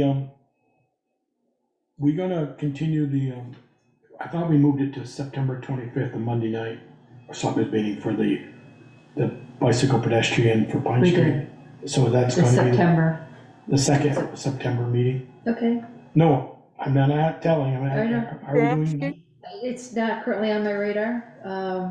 No, that's what we said it when he was here last. We moved to Okay. September 25th because they didn't want to do it when I was gone. Well, I appreciate I the, didn't want to be here. well, I And appreciate the reminder because it wasn't at all on my and radar. Darla, good news, we haven't given up on that Mountain Street light. We have a Thursday meeting with Joel and Floyd and Eric and Valerie, and I haven't heard back from Bruce, but I'll be there. It's on the flags. There's flags in the ground up there. Somebody gonna dig. Oh, somebody's Little, gonna dig, I don't little know. orange flags at Nancy's house. I stopped off the other night to drop off And dinner. then, told you we've been working on, there's 17 Purple Heart veterans in our town that I'm still working on trying to get a sign for the, coming into town. Well, I'll tell you, you said that, and I think it's a great idea, and when I went to fire convention in Newport, they had, coming in, they had the Purple Heart sign, and then in the center of town, they had the kiosk, and they had the Purple Heart on that, and Nice. I don't know if People it who was, were, do they have listed all the names? I don't know. I just- Reg has done he did all the work and looked them all up, and there's 17 of them, there's still a few that are still alive here in town. So I'm working on that, trying to get a Purple Heart sign for our town, and that's all I have. Nice. Thanks, Joel. Valerie, Town Administrator's Report. The only thing I'd mention is that I sent around an updated schedule for myself, and my TA report was a little thin on that, and so I updated my schedule. It's different than what was listed in the TA report, a lot more stuff. Righty. Let's see, any correspondence reports, correspondence received?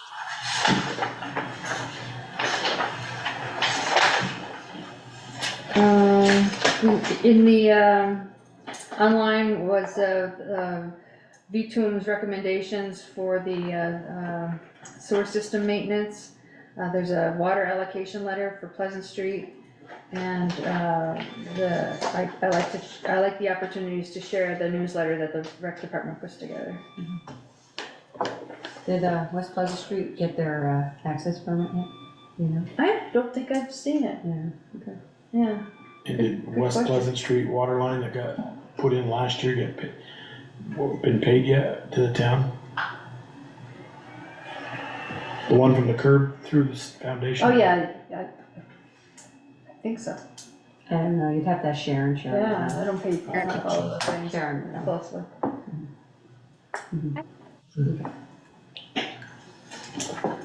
I believe we have an executive session. Oh, you do. Remind me what it is. Updates on three or four things. Okay. I make a motion, we enter executive session to discuss potential contract negotiations, real estate negotiations, and personnel matters for 1 VSA section 313A. Second. Thank you, Michelle. All those in favor? Aye. You get back to you up or not, Good night. Good night. Night, Bruce. Bye, Jimmy. It'll dry out, that's wet right in that area again. 4 o'clock, just get started with that. Something I wanted to Okay. ask you, but. Good night, Jimmy. We're hoping just to move that. Good night.